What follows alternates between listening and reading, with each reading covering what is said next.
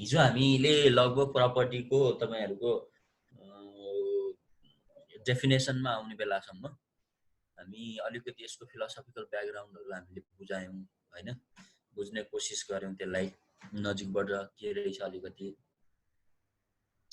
अब तपाईको चाहिँ अर्को एउटा कुरा यसमा के छ भने अब हामी फिलोसफिकलमै केही एक्सपर्टहरुको पनि डेफिनेसन लिन जरुरी छ प्रपर्टीको लागि है। थोरै मैले हिजो अलिकति तपाईलाई यो साल्मोन्ड को डेफिनेसनको कुरा अलिकति उठाएको थिएँ हैन। हामी त्यहीनेरिबाट लगभग रोकिएको थियौं, हामी अब त्यहीबाट सुरु गर्नुपर्छ। त्यति भइसकेपछि त्यहाँबाट अलिकति तपाईलाई मैले फेरि पिक गर्छु।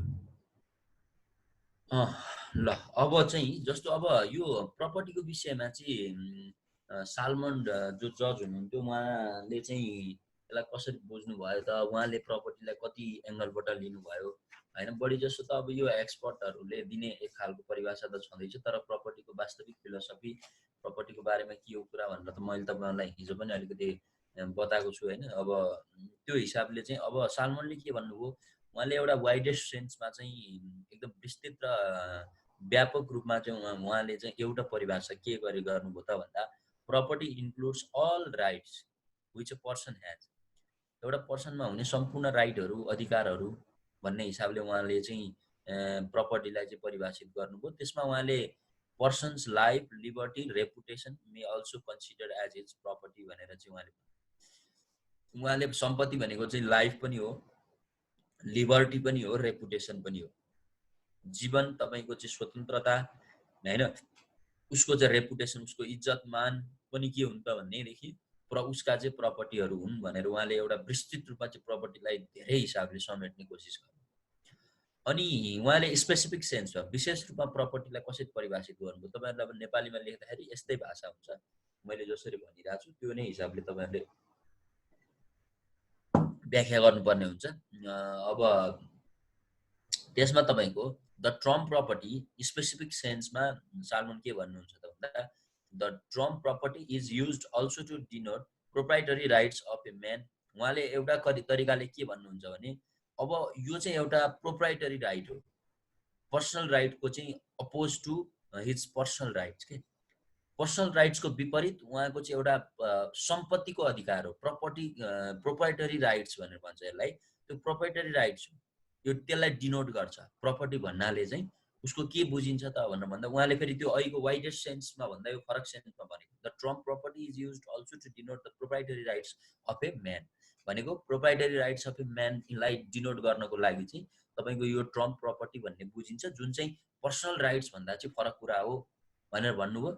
अनि जस्तो अब इन दिस सेन्स यसमा चाहिँ के हुन्छ त भन्दाखेरि जस्तो अ पर्सन्स ल्यान्ड हैन, एउटा पर्सन्सको ल्यान्डको कुरा आउँछ, हाउसको कुरा आउँछ, हिज शेयर्स, उसको शेयर्स इन बिजनेसको कुरा आउँछ हैन।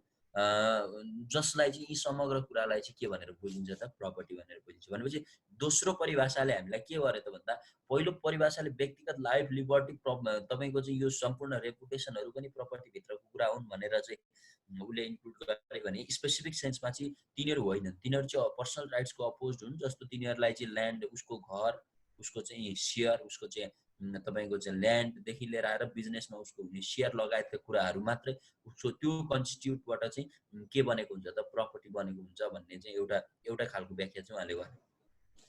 अब थर्ड एप्लिकेसनमा उहाँ कसरी परिभाषा गर्नुहुन्छ त यो प्रपर्टीलाई हैन। उहाँले अहिलेसम्म त तपाईको चाहिँ यो के रे वाइडर सेन्समा, स्पेसिफिक सेन्समा चाहिँ प्रपर्टीलाई त्यसरी बुझ्नुभयो भनेपछि उहाँले थर्ड एप्लिकेसन यसको थर्ड एप्लिकेसनको हिसाबले हेर्दाखेरि the term property includes not even all proprietary right.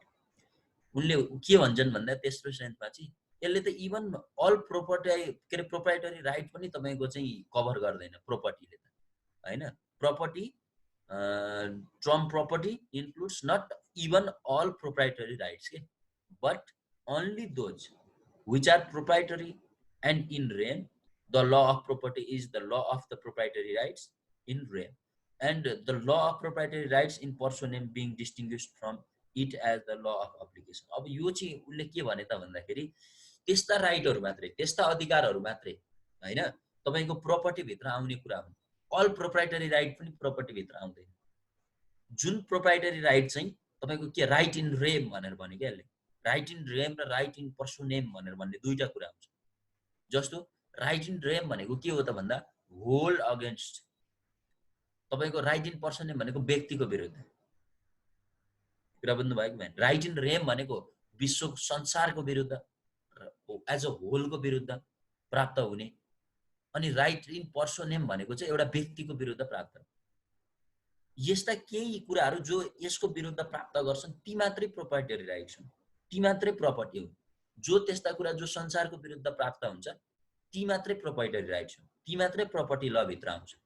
जस्तो यसले एउटा लास्टमा एउटा कुरा के भन्यो त भन्दा the law of property rights in personam being distinguished from it. अब राइट इन रेमबाट तपाईको ल अफ प्रोपर्टी राइट चाहिँ डिस्टिङ्ग्विस गरेर हेर्न मिल्छ। त्यस्ता चिजहरू मात्रै प्रोपर्टी राइट भित्र आउँछन् र तिनीहरू नै प्रपर्टी लका सब्जेक्ट हो। र प्रपर्टी ल भनेको के हो भन्दा यो तेस्रो एप्लिकेसनमा उसले खास एक्ज्याक्टली भन्न खोजेको कुरो के हो त भन्नुहुन्छ भने प्रपर्टी भनेको एउटा त्यहाँनिर दुईटा राइट हुन्छन् प्रपर्टी भित्र। त्यो राइटमा एउटा चाहिँ right in rem, right in rem भनेको चाहिँ संसारको विरुद्ध प्राप्त हुने तपाईको अधिकार, संसारको विरुद्ध प्राप्त हुने तपाईको प्रपर्टी, जस्तो तपाईको घर वा तपाईको पैसा संसारको जुनसुकै ठाउँमा जानुभयो भने त्यो तपाईकै हो नि, हैन। अनि राइट इन पर्सोनेम, पर्सोनेम भनेको चाहिँ व्यक्तिको विरुद्धको मात्रै कुरा क्या। तपाईको र मेरो विवाद छ भने अरू यो संसारका व्यक्ति हाम्रो बीचमा आउँदैन, तपाईँ र म मात्रै बीचको विवाद हो नि। एउटा व्यक्तिको बीचको विवाद र यो संसारको विरुद्धको विवाद भनेको कुरा के हो त फरक हो। तर यिनीहरू पनि यिनीहरूलाई पनि एउटा लले चाहिँ गाइड गरेको हुन्छ, हैन। त्यो भनेको प्रपर्टी ल हो, प्रपर्टी लको विषय हो भनेर भनिसके पछाडि हामीले प्रपर्टीलाई यो स्पेसिफिक के अरे तपाईको थर्ड एप्लिकेसनको हिसाबले पनि उसले चाहिँ बुझ्ने कोसिस गरेको छ। अब फाइनल्ली चौथो विषय के छ त भन्नुहुन्छ भने the narrowest use of the term. अब यो चाहिँ एकदम न्यारो खुम्चाएर उसले परिभाषित गरेको छ। खुम्च्याएर भन्नुपर्दा सानो के अरे सङ्कुचित भाषामा परिभाषा के अरे तपाईँको प्रपर्टी भने के हो भनेर भन्नु पर्यो भने it includes nothing more than the corporeal. उसले के भन्छ भने अब कर्पोरल प्रपर्टी मात्रै प्रपर्टी हो, अरू प्रपर्टी नै होइन भनिदिन्छ, हैन। अनि that is to say the right of ownership in the material object. एउटा वस्तुमा त्यसमा अनरसिप क्रिएट गर्ने भनेको प्रपर्टी हो। त्यसमा चाहिँ अनरसिप क्रिएट गर्ने भनेको चाहिँ जस्तो त्यो प्रपर्टीमा चाहिँ त्यो मेटेरियल अब्जेक्टमा चाहिँ कसैले चाहिँ आफ्नो चाहिँ अधिकार जमाउँछ भने त्यो मात्रै चाहिँ प्रपर्टी हो। जस्तै हाउस, ल्यान्ड, पेन, यो भने के त भन्दा जस्तै हाउस छ त्यहाँ तपाईँको अधिकार छ, हैन। त्यो हाउस भइसकेपछि तपाईँको त्यसमा अधिकार क्रिएट भयो नि त। अब त्यो तपाईँको अधिकारमा छ भने पछाडि त्यो चाहिँ तपाईँको प्रपर्टी हो। उसले त्यही भएर के भन्छ कर्पोरल, कर्पोरल भनेको मेटेरियल जस्तो देखिने, छुन मिल्ने, नाप्न मिल्ने त्यस्ता चिज मात्रै चाहिँ सम्पत्ति हुन् भनेर उसले चौथो परिभाषा दिँदा अलिकति खुम्च्याएर परिभाषा दिएको छ। अब तपाईहरुले यो चारवटा परिभाषालाई यसरी मिलाएर मैले भने जसरी ट्याक्क ट्याक्क लेख्नुभयो भने त्यो राम्रो हुन्छ। एउटा यो साल्मनले चाहिँ यसरी प्रपर्टीलाई चाहिँ परिभाषा गर्नुभएको छ। अब यो चाहिँ यो प्रपर्टी भन्ने वर्ड चाहिँ प्रोस्पिरस भन्ने वर्डबाट आएको हो, हैन। PROPRIUS प्रोस्पिरस भन्ने वर्डबाट आएको हो। अब यहाँ प्रोप्राइएट भनेर पनि यसलाई वर्ड चाहिँ भन्छन्, हैन। Something private or peculiar to oneself, something private भन्ने नै हो प्रपर्टी भनेको, हैन। यहाँभन्दा बढी तपाईहरुले त्यसमा केही लिनु पर्दैन। जेरमी बेन्थमले पनि साल्मन्डकै परिभाषा जुन न्यारोएस्ट कन्सेप्ट थियो नि कर्पोरल प्रपर्टी मात्रै प्रपर्टी हुन्।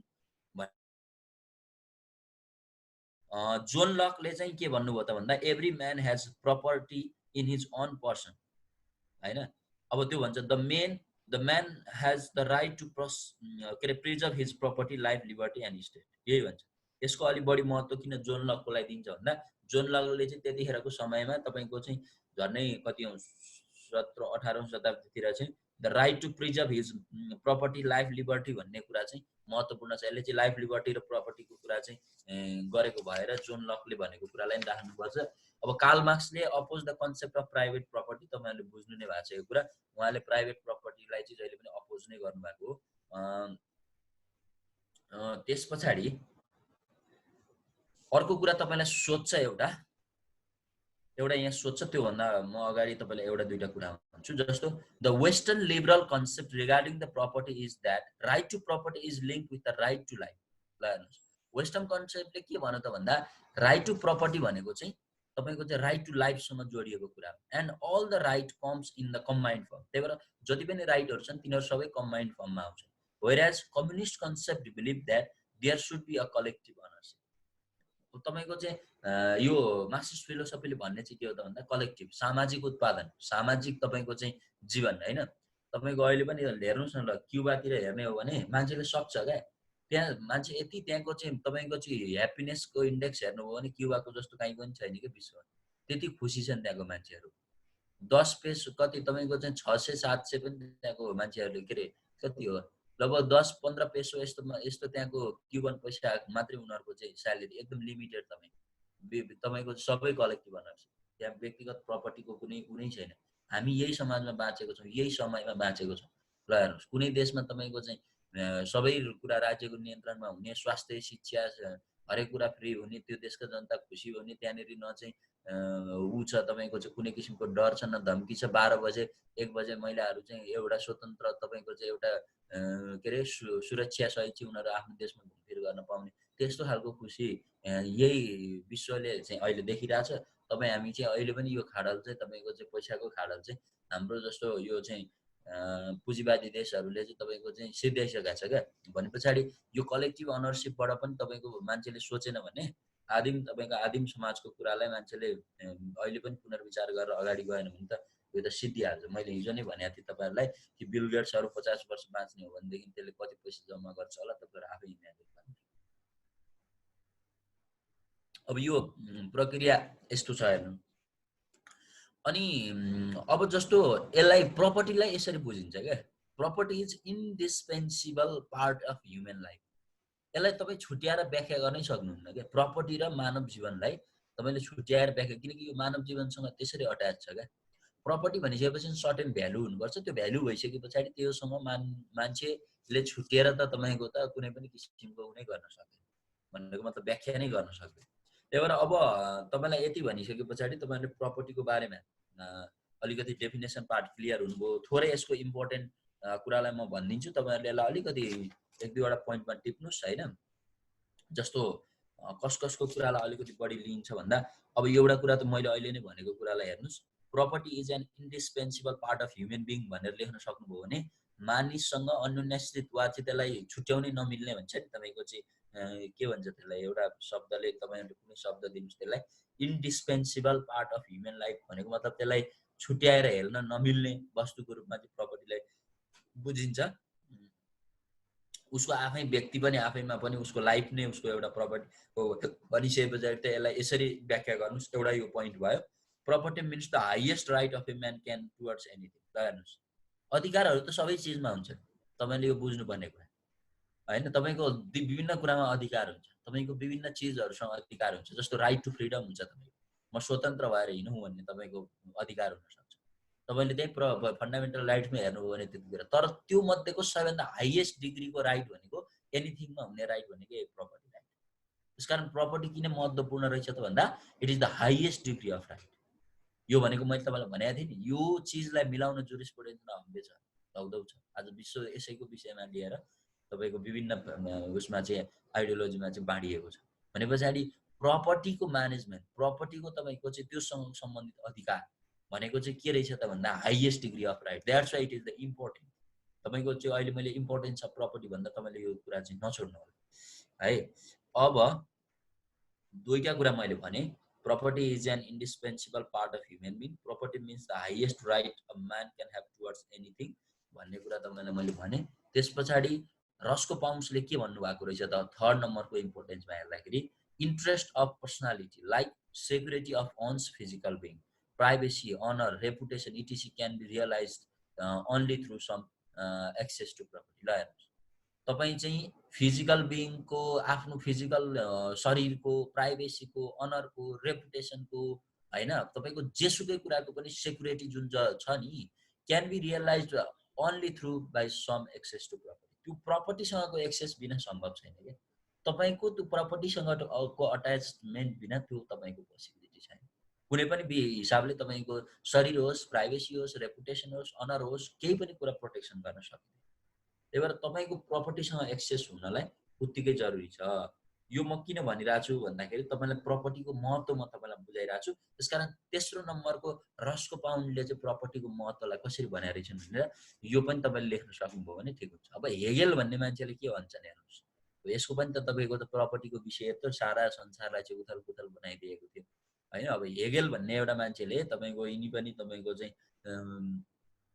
तपाईको के अरे मार्क्सभन्दा अगाडिका एउटा दार्शनिक जसले चाहिँ मार्क्सलाई नै एउटा प्रेरणा दिएका थिए केही फिलोसफी निकाल्नको लागि।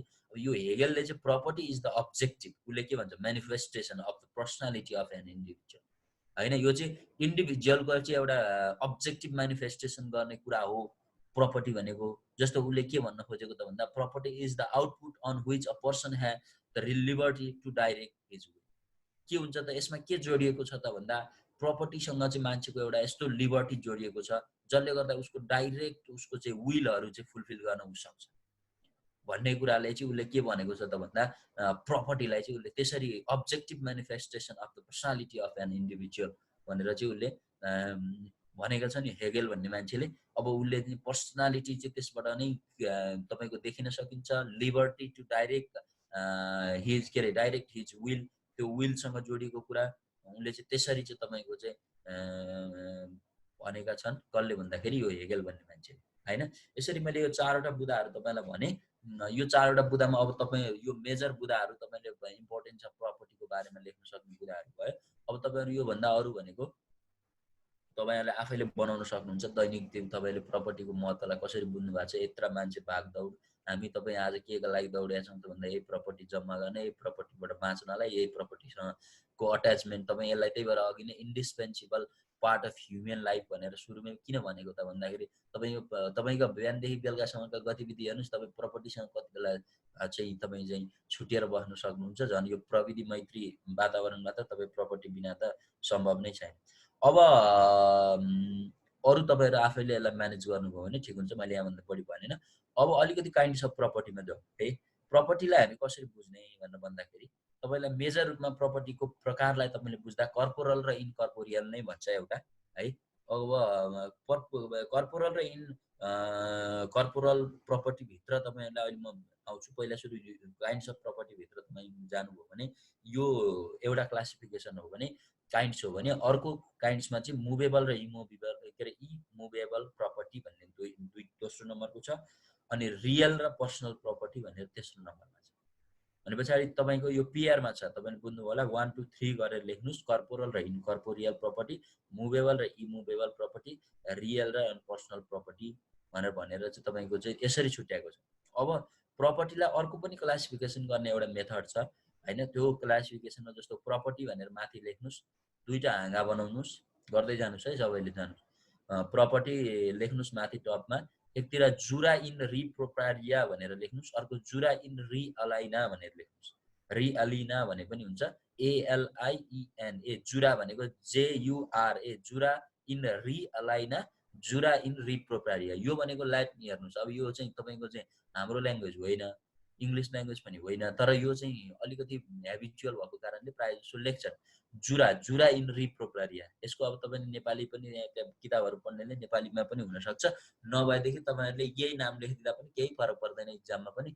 जुरा इन री प्रोप्रारिया, जुरा इन री अलाइना भनेर तपाईले नाम लेख्नुस्। अनि जुरा इन री प्रोप्रारियामा चाहिँ फेरि त्यहाँ पनि दुईटा प्रकार हुन्छन्, त्यहाँ पनि हाँगा तान्नुस्। त्यो हाँगामा तपाईले के गर्नुस् भने एउटा मटेरियल बनाउनुस्, एउटा इमेटेरियल बनाउनुस् है। जुरा इन री प्रोप्रारियामा चाहिँ के बुझ्नु पर्यो त भन्दाखेरि तपाईको चाहिँ एउटा चीज के बनाउनु पर्यो, मटेरियल चीज बनाउनु पर्यो, अर्को इमेटेरियल चीज बनाउनु पर्यो। मटेरियल चीजमा चाहिँ ल्यान्ड, च्याटल्स भनेर चाहिँ यो क्याटल्सहरुको चाहिँ कुरा आउँछ, जसलाई कर्पोरल प्रपर्टी पनि भन्छ। मटेरियल भनेको पछाडी अब बुझिहाल्नुभयो, ल्यान्ड, च्याटल। त्यसको उदाहरणमा मैले एक दुईवटा त्यहाँ राख भनिदिएको तपाईँलाई। अब इमेटेरियल थिंग्समा चाहिँ अब तपाईको चाहिँ के आउँछ त भन्दा प्याटेन्ट राइट्स, कपिराइट्स, ट्रेडमार्क राइट्स, यस्तो कुराहरु चाहिँ इनकर्पोरियलमा आउँछ हैन। बुझ्नुभयो होला हैन। प्रपर्टीलाई हामीले दुईटा पार्टमा डिभाइड गर्यौं। तपाईको चाहिँ जुरा इन री अलाइना, जुरा इन री प्रोप्रारिया, जुरा इन री प्रोप्रारियामा मटेरियल इमेटेरियल थिङ्सको कुरा आउँछ। अब मटेरियल थिङ्समा चाहिँ तपाईँको ल्यान्ड च्याटल्सहरूको कुरा पर्छ, त्यसलाई कर्पोरल पनि भनिन्छ। के अरे इमेटेरियल्समा चाहिँ पेटेन्ट, कपिराइट, ट्रेडमार्क अनि यस्तो चिजहरू चाहिँ तपाईँको आउँछ। भने पछाडि अब कर्पोरल भनेको तपाईँहरूले बुझिहाल्नुभयो, जस्तो यसमा चाहिँ तपाईँको चाहिँ के अरे नाप्न मिल्ने, मेजर गर्न मिल्ने थिङ्सहरूको कुरा आउँदो रहेछ, ल्यान्ड च्याटल्स यस्तो कुराहरू आउँदो रहेछ भने इनकर्पोरियलमा चाहिँ पेटेन्ट, कपिराइट्स, ट्रेडमार्कहरूको कुरा आउँदो रहेछ। यो एउटा भयो। अनि अर्को जुरा इन री अलाइना भन्ने अर्को पाटोपट्टि तपाईँको क्लासिफिकेसनमा राख्नु भएको छ भने लिज, सर्भिच्युड, सेक्युरिटिजहरूको कुरा चाहिँ आउँछ। यो चाहिँ लिज दिने भन्छ नि, लिजमा दिने होइन, सर्भिच्युड तपाईँको चाहिँ दिने। त्यो सर्भिच्युड भनेको तपाईँको जग्गामा चाहिँ जाँदाखेरि चाहिँ जस्तो अब मैले चाहिँ तपाईँको जग्गा प्रयोग गरेर मेरो जग्गामा जानुपर्ने स्थिति आयो भने बाटो नभएको केसमा त्यतिखेर तपाईँले चाहिँ सर्भिच्युड दिनुपर्छ भन्ने कुरा हुन्छ होइन। अब यो चाहिँ यो पनि प्रपर्टीको अर्को क्लासिफिकेसन हुन्छ, सेक्युरिटिजको कुरा अर्को भयो। भने पछाडि यति कुरा भन्दाखेरि तपाईँले दुईवटा पाटोबाट यसलाई क्लासिफाइड गर्न सक्नुभयो। एउटा तपाईँको मैले अहिले यो टेबल बनाएर गर्नुहोस् भनेको अर्को काइन्ड्स अफ प्रपर्टीमा मुभेबल, इमोभेबल प्रपर्टी र रियल र पर्सनल प्रपर्टी। अब यिनीहरूको अलिअलि व्याख्या तपाईँले लेख्नुभयो भने सक्नुहुन्छ। अब यो व्याख्यामा मैले कर्पोरल भनेको भनिहालेँ। अब सामान्य तपाईँको चाहिँ मेजर गर्न मिल्ने कुरा हुन्छ। इनकर्पोरियलमा तपाईँको मेजर गर्न मिलेन, त्यो बुझ्नुपर्छ। जस्तो कपिराइट, पेटेन्ट, ट्रेडमार्क यिनीहरू देखिने भन्दा पनि यिनीहरू चाहिँ के हो त भन्दा तपाईँको कम्पनीको चाहिँ एउटा रेपुटेसन हो, यिनीहरूको ब्रान्ड हो होइन। अब तपाईँको आज केएफसी भन्छ नि, केएफसी तपाईँको चाहिँ केएफसी के हालेर उनीहरूको फर्मुला के हुन्छ, के गरेर बनाएको हुन्छ नि त होइन। अब त्यो चाहिँ उनीहरूको लागि ब्रान्ड हो क्या। अब केएफसी भन्नेपछि चाहिँ तपाईँको यहाँ चाहिँ कति प्रकार छ ल भन्नुहोस् न। हो त्यस्तै कुरा हो क्या यो। भने त्यो कसरी तिनीहरूले मेकिङ गर्यो भन्ने हिडन कुरा हुन्छ, भित्र चाहिँ हिडन कुरा हुन्छ, थाहा हुँदैन। त्यही भएर अब कोका कोलाको कुरा आयो भनेदेखि तपाईँको चाहिँ कोका कोलामा कसको छ त त्यसमा राइट, पेटेन्ट राइट कसको छ त भन्दाखेरि केही व्यक्तिको छ। त्यसको फर्मुला के हो त भन्दा अदृश्य छ। भनेपछि पछाडि त अब तपाईँको त यिनीहरू भने के हो त ब्रान्ड हो क्या। यिनीहरूलाई कसैले पनि तपाईँको ब्रान्ड चाहिँ झुक्याएर उ गर्न मिल्दैन क्या। तपाईँको चाहिँ यिनीहरूसँग चाहिँ अधिकारका कुरा हुन्छ, यिनीहरूमा त पनिसमेन्टका कुराहरू आउँछ, यिनीहरूमा त तपाईँको चाहिँ के अरे त्यो उसभित्र चाहिँ तपाईँको चाहिँ एउटा सजायको दायरा हुन्छ। यति वर्षसम्म तपाईँको चाहिँ जेल, यति लाख पैसा भन्ने हुन्छ। यिनीहरूले चाहिँ इलिगल्ली त्यस्तो काम गरेको पत्ता लाग्यो भने यसको विषयमा नि डिटेल्स आयो इन्टेलेक्चुअल प्रपर्टीको कुरा गर्दाखेरि। अब इनकर्पोरियल प्रपर्टी त्यो भयो। मुभेबल र इमुभेबल प्रपर्टीमा मुभेबल भने बुझ्नुभयो। मुभेबल भने के हो त भन्दा मोबाइल चल्न सक्ने, इमुभेबल भने नचल्ने। जस्तो घरलाई हामी सार्न सक्दैनौँ, ज्या तपाईँको ल्यान्डलाई हामी सार्न सक्दैनौँ, तर मोनिटरी कुराहरू, पैसा, सुन, चाँदी यस्तो कुराहरू त हामी एक ठाउँबाट अर्को ठाउँमा चाहिँ मुभ गराउन सक्छौँ। जुन चिजलाई मुभ गराउन सकिन्छ त्यो मुभेबल प्रपर्टी, जुन चिज मुभ हुन सक्दैन इमुभेबल प्रपर्टी, त्यहाँ तपाईँहरूले मजाले लेख्नुहुन्छ। त्यसमा कुनै तपाईँहरूलाई समस्या हुन्छ जस्तो मलाई लाग्दैन है। मुभेबल र इमुभेबल प्रपर्टीमा तपाईँहरूले अब धेरै कुरा लेख्नुहुन्छ, मलाई त्यस्तो लाग्छ। अब रियल र पर्सनल प्रपर्टीको कुरा गर्दा it is the specifically applied in English ल अन्ली। हेर्नुहोस्, यो रियल र पर्सनल प्रपर्टी भनेर अन्ततिर प्र्याक्टिस छैन, यो इङ्ग्लिस लमा प्र्याक्टिस भएको कुरा हो। Real property means all right over the land recognise by law. Real property भनेको ल्यान्डमा हुने अधिकारलाई चाहिँ रियल प्रपर्टी भन्छ होइन। मिन्स अल राइट्स, सबै प्रकारका राइटहरू over the land recognise by law, कानुनले चाहिँ रिकग्नाइज गरेका तपाईँको ल्यान्डसँग सम्बन्धित राइटलाई चाहिँ रियल राइट भन्छ भनेर भनेपछि पर्सनल के अरे रियल प्रपर्टी भनेर भन्छ भने personal property means all the other proprietary rights whether they are rights in rem or rights in person. बाँकी सबै अधिकारहरू जो चाहिँ व्यक्तिको विरुद्ध होस् वा संसारको विरुद्धमा होस् त्यस्ता अधिकारहरू चाहिँ पर्सनल राइट हुन्, पर्सनल प्रपर्टीहरू हुन् भने मैले अघि नै तपाईँलाई सुरुमै सालमनले दिएको डेफिनेसनमा यो कुरा भनेको थिएँ। के भनेको थियो त भन्दा personal property means all other proprietary rights, अरू के अरे प्रोप्राइटरी राइट्सहरू हुन्, तपाईँको सम्पत्तिका अधिकारहरू हुन्, जस्तो तिनीहरू चाहिँ व्यक्तिको विरुद्ध होस्, right in rem, right in rem भनेको संसारको विरुद्ध, राइट इन पर्सन रेम भनेको व्यक्तिको विरुद्ध। यति कुरा तपाईँलाई मैले भनिसकेपछि के कुरो बुझ्नु त भन्दाखेरि तपाईँको चाहिँ के अरे यो प्रपर्टीका प्रकारहरूको विषयमा पनि तपाईँको विषय चाहिँ आयो। ल यति कुरा हामीले अहिलेसम्म गऱ्यौँ टाइप्स अफ प्रपर्टी। यो चाहिँ तपाईँको अहिलेसम्मको प्रपर्टी र यसका काइन्ड्सको बारेमा थियो है। अब केमा जाउँ त भन्नु भन्दा प्रपर्टी ल।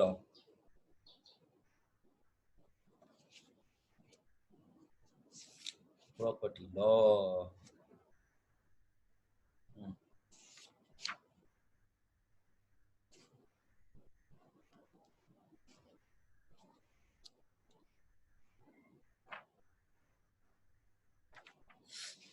ल अब तपाईँलाई मैले अलिकति प्रपर्टी लबाट चाहिँ अब चिरे है त। अहिले मैले प्रपर्टीका परिभाषाहरू तपाईँसँग गरेँ। अब प्रपर्टी ल भने चाहिँ के हो त, त्यहाँपट्टिबाट सोचौँ। अब प्रपर्टी ल ठ्याक्कै तपाईँको भन्दाखेरि तपाईँले यसलाई कसरी बुझ्नुहोस् भन्दाखेरि पब्लिक ल भनिसके पछाडि तपाईँहरूले के बुझ्नुहुन्छ? पब्लिक लभित्र के आउँछ? जस्तो कन्स्टिट्युसनल ल, एडमिनिस्ट्रेटिभ ल, क्रिमिनल ल, यिनीहरू भनेका के का विषय भए? पब्लिक लका विषय। प्राइभेट ल भन्ने बित्तिकै तपाईँ के आउँछ तपाईँले भन्नुहोस् त ल? Law of person, law of तपाईँको चाहिँ अब्लिगेसन, ल अफ टर्ट अनि एन्ड ल अफ प्रपर्टी। यिनीहरू भनेका के का विषय हुन्छ भन्दा प्राइभेट लका विषय। भने पछाडि प्रपर्टी ललाई कहाँ राखेर हेर्नुभयो त तपाईँले? सुरुमा प्राइभेट लमा राखेर हेर्नु। प्रपर्टी ल भने पछाडि बिट्विन इन्डिभिजुअल, तपाईँको चाहिँ यो कुराबाट सुरु हुन्छ। हेर्नुहोस्, अब प्रपर्टी ल भनेको चाहिँ relation between any material object and person, एउटा त्यो ढङ्गले बुझ्नु पर्यो। अब प्रपर्टी ल भन्ने बित्तिकै तपाईँको के भन्नु पर्यो त भन्दाखेरि यो that is the branch of private law. के भनेर बुझ्नु पर्यो सुरुमा? It is the branch of private law. Complex concept हो यो प्रपर्टी ल भनेको। Without property human life is not sustain, that governs the relationship between an individual and his property, proprietary rights, यिनीहरू कुराहरू चाहिँ के हुन्छ त भन्दाखेरि प्रपर्टी लसँग आउँछ। प्रपर्टी ल consists such rules, principle, practices dealing with the acquisition, transfer and ownership of rights। त्यसमा चाहिँ त्यो प्रपर्टीमाथि चाहिँ कसरी प्राप्त गर्ने, ट्रान्सफर कसरी गर्ने, ओनरसिप कसरी क्रिएट गर्ने, अब्लिगेसन के हुन्छ, यो सबै कुरा भनेको चाहिँ प्रपर्टी लको डिल गर्ने विषयहरू हुन्। भने पछाडि अहिले म प्रपर्टी ल भित्र छु है तपाईँलाई। Part and parcel of human life भन्छ प्रपर्टी भने, अन एन्ड पोजेस भनेर भन्छ। यो एकदम इम्पोर्टेन्ट कुरा म तपाईँलाई भनिरहेको छु। जस्तो which establish a relation between subject and object, यो यो यो एकदम मोस्ट इम्पोर्टेन्ट कुरा है। मैले अहिले तपाईँलाई भने के त भन्दा which establish the relation between के भने यसले सब्जेक्ट एन्ड अब्जेक्ट। अनि अर्को तपाईँको चाहिँ human life can not survive without the use of the material goods like air, water, light, heat, using foods, clothes etc. यो पनि तपाईँले बुझ्नु पर्यो। From the very beginning of human civilization, human beings have the exercising the control over the things to satisfy the fulfill their needs। यो needs पुरा गर्नको लागि मान्छेहरूले चाहिँ सिभिलाइजेसनको समयदेखि नै के गर्दै आए त भन्दा थिङ्सहरूमा चाहिँ कन्ट्रोल गर्दै त्यसमा सेटिस्फाई हुँदै अगाडि आए। दुईटा प्रकारको विवाद सुरुदेखि नै उब्जियो, कमन प्रपर्टी र प्राइभेट प्रपर्टी, साझा सम्पत्ति र निजी सम्पत्ति। त्यो म अब त्यहाँ बढी गइनँ किनभने तपाईँहरूलाई सबै कुराहरू अलमोस्ट थाहा छ। अनि प्रपर्टीको फर्ममा डिफ्याक्टो र डिजुरेको कुरा गर्यो भने डिफ्याक्टो भनेको a person control certain things which are res nullius by the occupation not by the law. मैले रेस्न्युलियसको कन्सेप्ट पनि तपाईँलाई हिजै भनिसकेको छु। डिफ्याक्टो भनेको त्यही कानुनगत ढङ्गले उसले प्राप्त गरेको होइन कि तपाईँको चाहिँ के हो त भन्दाखेरि उसले चाहिँ पोजेस गर्दाखेरि उसले जसले पहिला भेट्यो त्यसले उसको त्यो पहिला हो भन्ने हिसाबले भेटेको आधारमा उसले त्यसमा डिफ्याक्टो अधिकार छ भने डिजुरे भनेको चाहिँ सर्टेन थिङ्स एज पर ल, कानुनले नै तपाईँको अधिकार दिएको छ भने तपाईँको चाहिँ त्यसमा चाहिँ तपाईँको चाहिँ डिजुरे भन्ने फर्म चाहिँ प्रपर्टीको बुझ्न सकिन्छ। त्यो राइट एउटा हिसाबले बुझ्न सकिन्छ। भन्न खोजेको मतलब डिफ्याक्टो र डिजुरेको कुरा तपाईँले बुझ्दाखेरि यसरी छुट्याउनु पर्यो कि डिफ्याक्टो भनेको बाइलज होइन, ल कानुनगत हिसाबले चाहिँ तपाईँको चाहिँ त्यो होइन तपाईँको चाहिँ, तर डिजुरे चाहिँ कानुनले नै क्रिएट गरेको कुरा हो भनेर चाहिँ तपाईँले बुझ्नु पर्यो। ल अब यति भनिसके पछाडि प्रपर्टी ललाई पनि तपाईँहरूले अलिकति केही न केही कुराहरू लेख्नुहुन्छ। मलाई त्यहाँ सिलेबस राखिदिनु पर्ने हो तपाईँहरूले त्यसलाई। विराज यो सिलेबस म खोज्छु के अरे ऊ चाहिँ टाइम चाहिँ उ भयो कि 1 मिनेट बाँकी रहेछ, ठ्याक्कै रिजोइन गरौँ अनि सिलेबस पनि म खोजेर प्ले गरिदिन्छु। सबैजनाले अब रिजोइन गर्नु पर्यो है। अघि जसरी जोइन हुनुभएको थियो फर्स्टमा त्यसै गरी फेरि त्यो लिङ्कमा चाहिँ जोइन गर्नु पर्यो। टाइम हाम्रो सकिनु भएर यहाँ राजीव पाण्डेले उ गर्नुभयो। यो एकछिन पछि प्ले गरौँ न है, रिजोइन भएपछि। ल सबैजनाले रिजोइन गर्नुहोस्। यहाँनिर हामी Meaning of the property, theories of property, kinds of property, concept of ownership. Ownership को कन्सेप्टमा हामी जानुपर्ने हुन्छ। तर त्योभन्दा अगाडि तपाईँलाई थ्योरीको बारेमा सबैसँग तपाईँहरूसँग सामान्य किताब छँदैछ होला, त्यहाँ तपाईँले मजाले देख्नुहुन्छ। मैले यो थ्योरीको बारेमा धेरै भन्नुपर्छ जस्तो मलाई लाग्दैन। यसमा अब यस्तो छ क्या, एउटा तपाईँको नेचुरल राइट थ्योरी भन्ने हुन्छ। अब यस्तोमा तपाईँको के हुन्छ त भन्दा यो प्रपर्टीमा चाहिँ तपाईँको कस्ता कस्ता थ्योरीहरू आकर्षित हुन्छन् त भन्दा जेनरली तपाईँहरूलाई मैले अलिअलि तपाईँलाई चाहिँ मैले धेरै नभने पनि केही न केही हल्का तपाईँहरूलाई मैले फ्रेमवर्क बनाइदिउँ भने यो थ्योरीमा तपाईँहरू सोसियोलोजीको विद्यार्थी हुनुहुन्छ होला, कोही केही उसका विद्यार्थीहरू हुनुहुन्छ, तपाईँहरूसँग सामान्य भएको बुकमै तपाईँले के हेर्नुहोस् भने यो थ्योरीमा तपाईँले लेख्ने भनेको धेरै कुरा होइन। तर थ्योरी धेरै प्रकारका छन्, तर यसमा कस्तो कस्तो लेख्ने जस्तो एउटा नेचुरल राइट थ्योरी क्या। अब नेचुरल राइट थ्योरीमा तपाईँको चाहिँ प्रपर्टीको कुरा कसरी गर्छ त? ल उसको चाहिँ प्राकृतिक अधिकार हो, नैसर्गिक अधिकार हो, तपाईँको चाहिँ प्रपर्टी राख्न पाउनुपर्छ, प्रपर्टी अन गर्न पाउनुपर्छ, उसले प्रपर्टी बेच्न पाउनुपर्छ, उसको प्रपर्टीमा चाहिँ अधिकार, पूर्ण अधिकार हुनसक्छ, स्वामित्व हुनसक्छ भन्छ। तपाईँको चाहिँ नेचुरल लले नै तपाईँको चाहिँ उसको नेचरले नै के अरे नेचुरल उसबाट राइट हो, उसको प्रपर्टी राइट चाहिँ भनेको भनेर एउटा नेचुरल राइट थ्योरी भन्ने हुन्छ। हेर्नुहोस् अब यसमा अर्को युटिलाइजेसन भन्ने थ्योरी पनि हुन्छ, पोजिटिभिस्ट थ्योरी हुन्छ। अब युटिलाइजेसनले के भन्छ, युटिलाइज गर्न मिल्नु पर्यो, प्रपर्टी भनेको चाहिँ एउटा युटिलाइजेसनको पर्सपेक्टिभबाट हेर्नुपर्छ भनेर एउटा जेरेमी बेन्थमको युटिलाइजेसन थ्योरी के अरे युटिलाइजेसन पर्सपेक्टिभबाट पनि प्रपर्टीलाई हेर्न मिल्छ। पोजिटिभिस्टहरूले पनि तपाईँको प्रपर्टी भनेको कानुनले तपाईँको जे कुरा प्रपर्टी हो भन्छ त्यो हो, जे होइन भन्छ त्यो होइन। बाई अन के अरे बाई त्यो अन चाहिँ बाई ल गरेको छ भने त्यो चाहिँ पोजिटिभिस्टहरूको एप्रोच भयो। जस्तो पोजिटिभिस्टहरू भनेको अस्टिनियनहरूको प्रिन्सिपल अनुसार अगाडि बढ्यो, त्यो अनुसार प्रपर्टी राइटमा एउटा कुरा भयो। अब यो सोसियोलोजिकल थ्योरी भनेर भन्छ, यसमा तपाईँको धेरै खालको थ्योरीहरू आउँछ क्या। जस्तो तपाईँको चाहिँ अर्को भनेको के अरे साइकोलोजिकल हुन्छ। तपाईँको प्रपर्टी राइट भनेको त साइकोलोजिकल एस्पेक्टबाट पनि तपाईँको हो भन्ने एउटा तपाईँमा पर्नु पऱ्यो नि त होइन। साइकोलोजिकल्ली पनि मेरो मसँग यति छ, मेरो प्रपर्टी यस्तो हो होइन, मेरो प्रपर्टीको सोर्स यो हो भन्ने खालको तपाईँमा चाहिँ एउटा त्यो पनि इम्पोर्टेन्ट कुरा हो क्या। तपाईँको चाहिँ अर्को भनेको फिजिकल। अब फिजिकल तपाईँको थ्योरी तपाईँको यसमा जोड्यो भने पनि अब यो पनि मिल्यो। अब किनभने प्रपर्टी भनेको त एउटा फिजिकल एक्जिस्टेन्सको पनि कुरा होला नि त, त्यो पनि तपाईँको चाहिँ एउटा थ्योरी बन्न सक्छ होइन। यसरी तपाईँको चाहिँ अब युटिलाइजेसनको कुरा, अनि त्यसपछि युटिलिटीको कुरा होइन। अब तपाईँको चाहिँ अर्को भनेको त्यसमा चाहिँ राइट, तपाईँको राइट कसरी क्रिएट हुने कुरा त भन्दा यी भनेको तपाईँको इकोनोमिक थ्योरी पनि हुनु पर्यो होइन। त्यसमा तपाईँको इकोनोमिक भ्यालु हुनुपर्छ, अनि नत्र भनेदेखि त्यसको चाहिँ तपाईँको चाहिँ इकोनोमिक थ्योरी त्यसमा जोडेर हेर्नु पर्यो। तपाईँको तपाईँसँग भएको प्रपर्टीको इकोनोमिक पर्सपेक्टिभबाट पनि तपाईँले व्याख्या गर्न सक्ने हुनुपर्छ। अर्को भनेको तपाईँको चाहिँ इकोनोमिक भनेको चाहिँ नेचुरल भने, पोजिटिभिस्ट भने, तपाईँको अर्को सोसियोलोजिकल। अब सोसियोलोजिकल एस्पेक्टबाट पनि तपाईँको चाहिँ के अरे प्रपर्टीको भ्यालु हुनुपर्छ, त्यसमा सोसाइटीले एक्सेप्ट गर्नु पर्यो त्यो प्रपर्टीको भ्यालु। यसरी तपाईँसँग भएका बुकहरूमा भएका केही थ्योरीहरूलाई समेट्नुहोस्, यो मैले भनेका कुराहरू केही लेख्नुहोस्।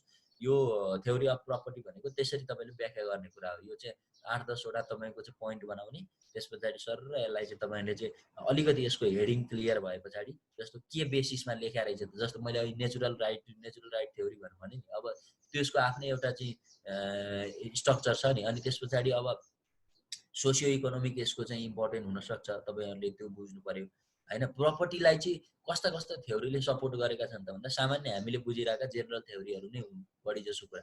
तर यसलाई व्याख्या गर्दाखेरि चाहिँ जस्तो अब अर्को पनि त थ्योरी छ नि त, यो क्यापिटलिस्ट थ्योरी छ, तपाईँको चाहिँ मार्क्सिस्ट थ्योरी छ होइन। क्यापिटलिस्ट थ्योरीले के भन्यो त भन्दा प्राइभेट प्रपर्टी हुनुपर्छ, इन्डिभिजुअल तपाईँको चाहिँ इन्डिभिजुअल प्रपर्टीको कुरामा उसले जोड गर्यो भने, यता फेरि मार्क्सिस्ट थ्योरीले यो प्राइभेट प्रपर्टीको अपोज गर्यो, उसले चाहिँ कलेक्टिभ अनरसिप हुनुपर्छ भन्नु भन्यो भनेपछि त्यो दुईवटा पनि त थ्योरी नै भयो त यसको होइन। अब तपाईँको चाहिँ अब हो यसरी के यी कुराहरूलाई चाहिँ तपाईँको थ्योरीभित्र चाहिँ तपाईँले जोडेर राख्नुभयो भने अनि त्यो चाहिँ तपाईँको चाहिँ थ्योरी अफ प्रपर्टी हुन्छ। अब तपाईँहरूलाई अझ यसमा अलिकति स्टडी गर्छु, मैले कन्टेन्ट नै मेटेरियल नै भेटिनँ भन्नुभयो भने म विराज, हिजो तिमीले फेरि मेल सम्झाएर मलाई के अरे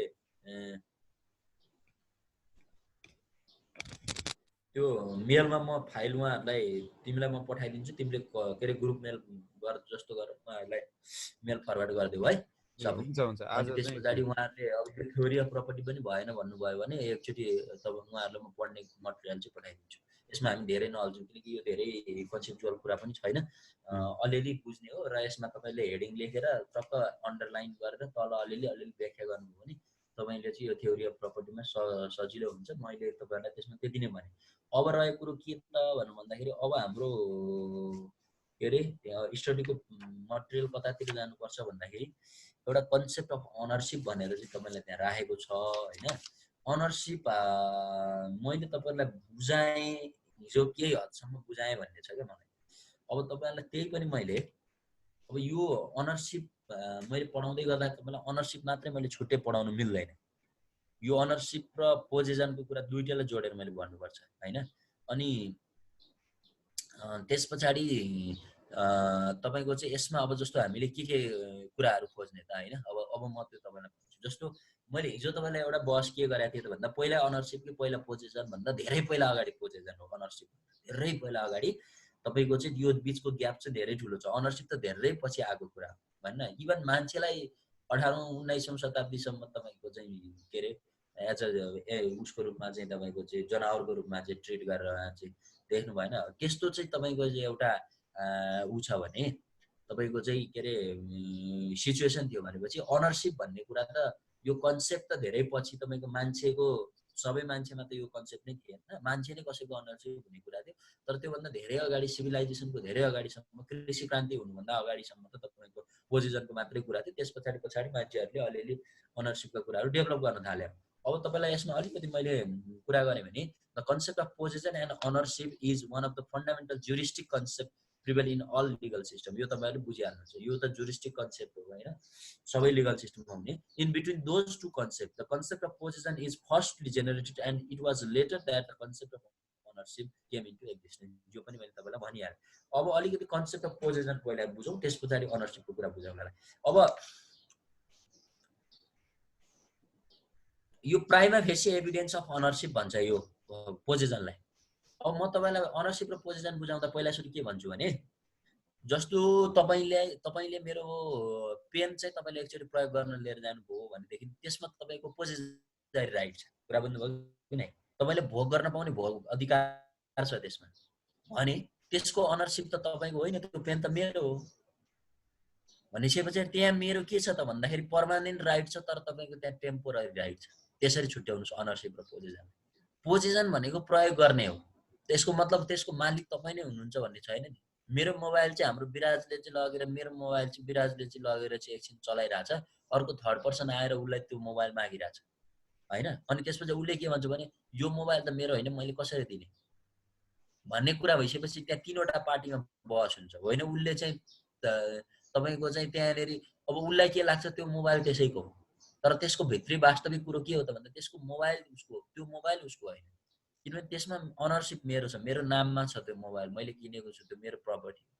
तर उसलाई मैले पोजेस गर्न दिएको छु, प्रयोग गर्न दिएको छु एकछिन भने उसले त्यो मोबाइल प्रयोग मात्रै गरेको, त्यसमा उसको पोजेसरी राइट छ। पोजेसरी राइट भनेको भोग गर्न पाउने अधिकार छ, किनकि त्यो मैले दिएको छु भने पछाडि उसमा भोगाधिकार भयो, त्यसको पर्मानेन्ट अनरसिप म भयो भनेपछि भोगाधिकार र अनरसिपमा फरक कुरा छ। त्यही भएर यसलाई एउटा ल्याटिन टर्मिनोलोजीले के भन्छ त भन्दा prima facie evidence of ownership. Position is the prima facie evidence of ownership. अस्ति बिएलएलबीको इन्ट्रान्समा पनि यही सोधेको थियो विराज क्वेसन। अनि एउटा अब्जेक्टिभ क्वेसनमा सोधेको थियो। त्यो बुझ्नुपर्ने के हो त भन्दा पोजिसन भनेको चाहिँ प्राइमा फेसी इभिडेन्स हो। अनरसिप भनेको अनरसिप छ भन्नको लागि त्यसमा तपाईँको प्रयोग पनि हुनु पर्यो नि। जस्तो म तपाईँलाई एउटा उदाहरण अर्को पनि के दिन्छु भने तपाईँ धेरै वर्षसम्म आफ्नो खेतबारीमा जानु भएन, तपाईँको चाहिँ त्यो चाहिँ मान्छेहरूले चाहिँ प्रयोग गरे, के गरे कसो गरे, न त्यहाँ के उब्जनी गर्न जानुहुन्छ, न त्यहाँ कसैले प्रयोग गरिरहेछ, त्यत्तिकै भयो भने तपाईँको चाहिँ त्यसलाई पछि जसले संरक्षण गरिरहेछ त्यसको पोजिसरी राइट हुन्छ, त्यहाँ पोजिसरी राइट इस्टाब्लिस हुन्छ। जस्तो नेपालमा एकचोटि चल्यो नि मोइयानी हक भनेर भन्यो नि, मोहीहरूले पनि तपाईँको त्यहाँ धेरै वर्षदेखि काम गरे भएर तपाईँको मोइयानी हक लाग्ने वा चाहिँ त्यहाँ पनि त्यसको अधिकार हुने पिजेनहरू तपाईँको चाहिँ किसानको कुराहरूमा त्यो चाहिँ आयो नेपालमा पनि तपाईँको देख्नुभयो नि त।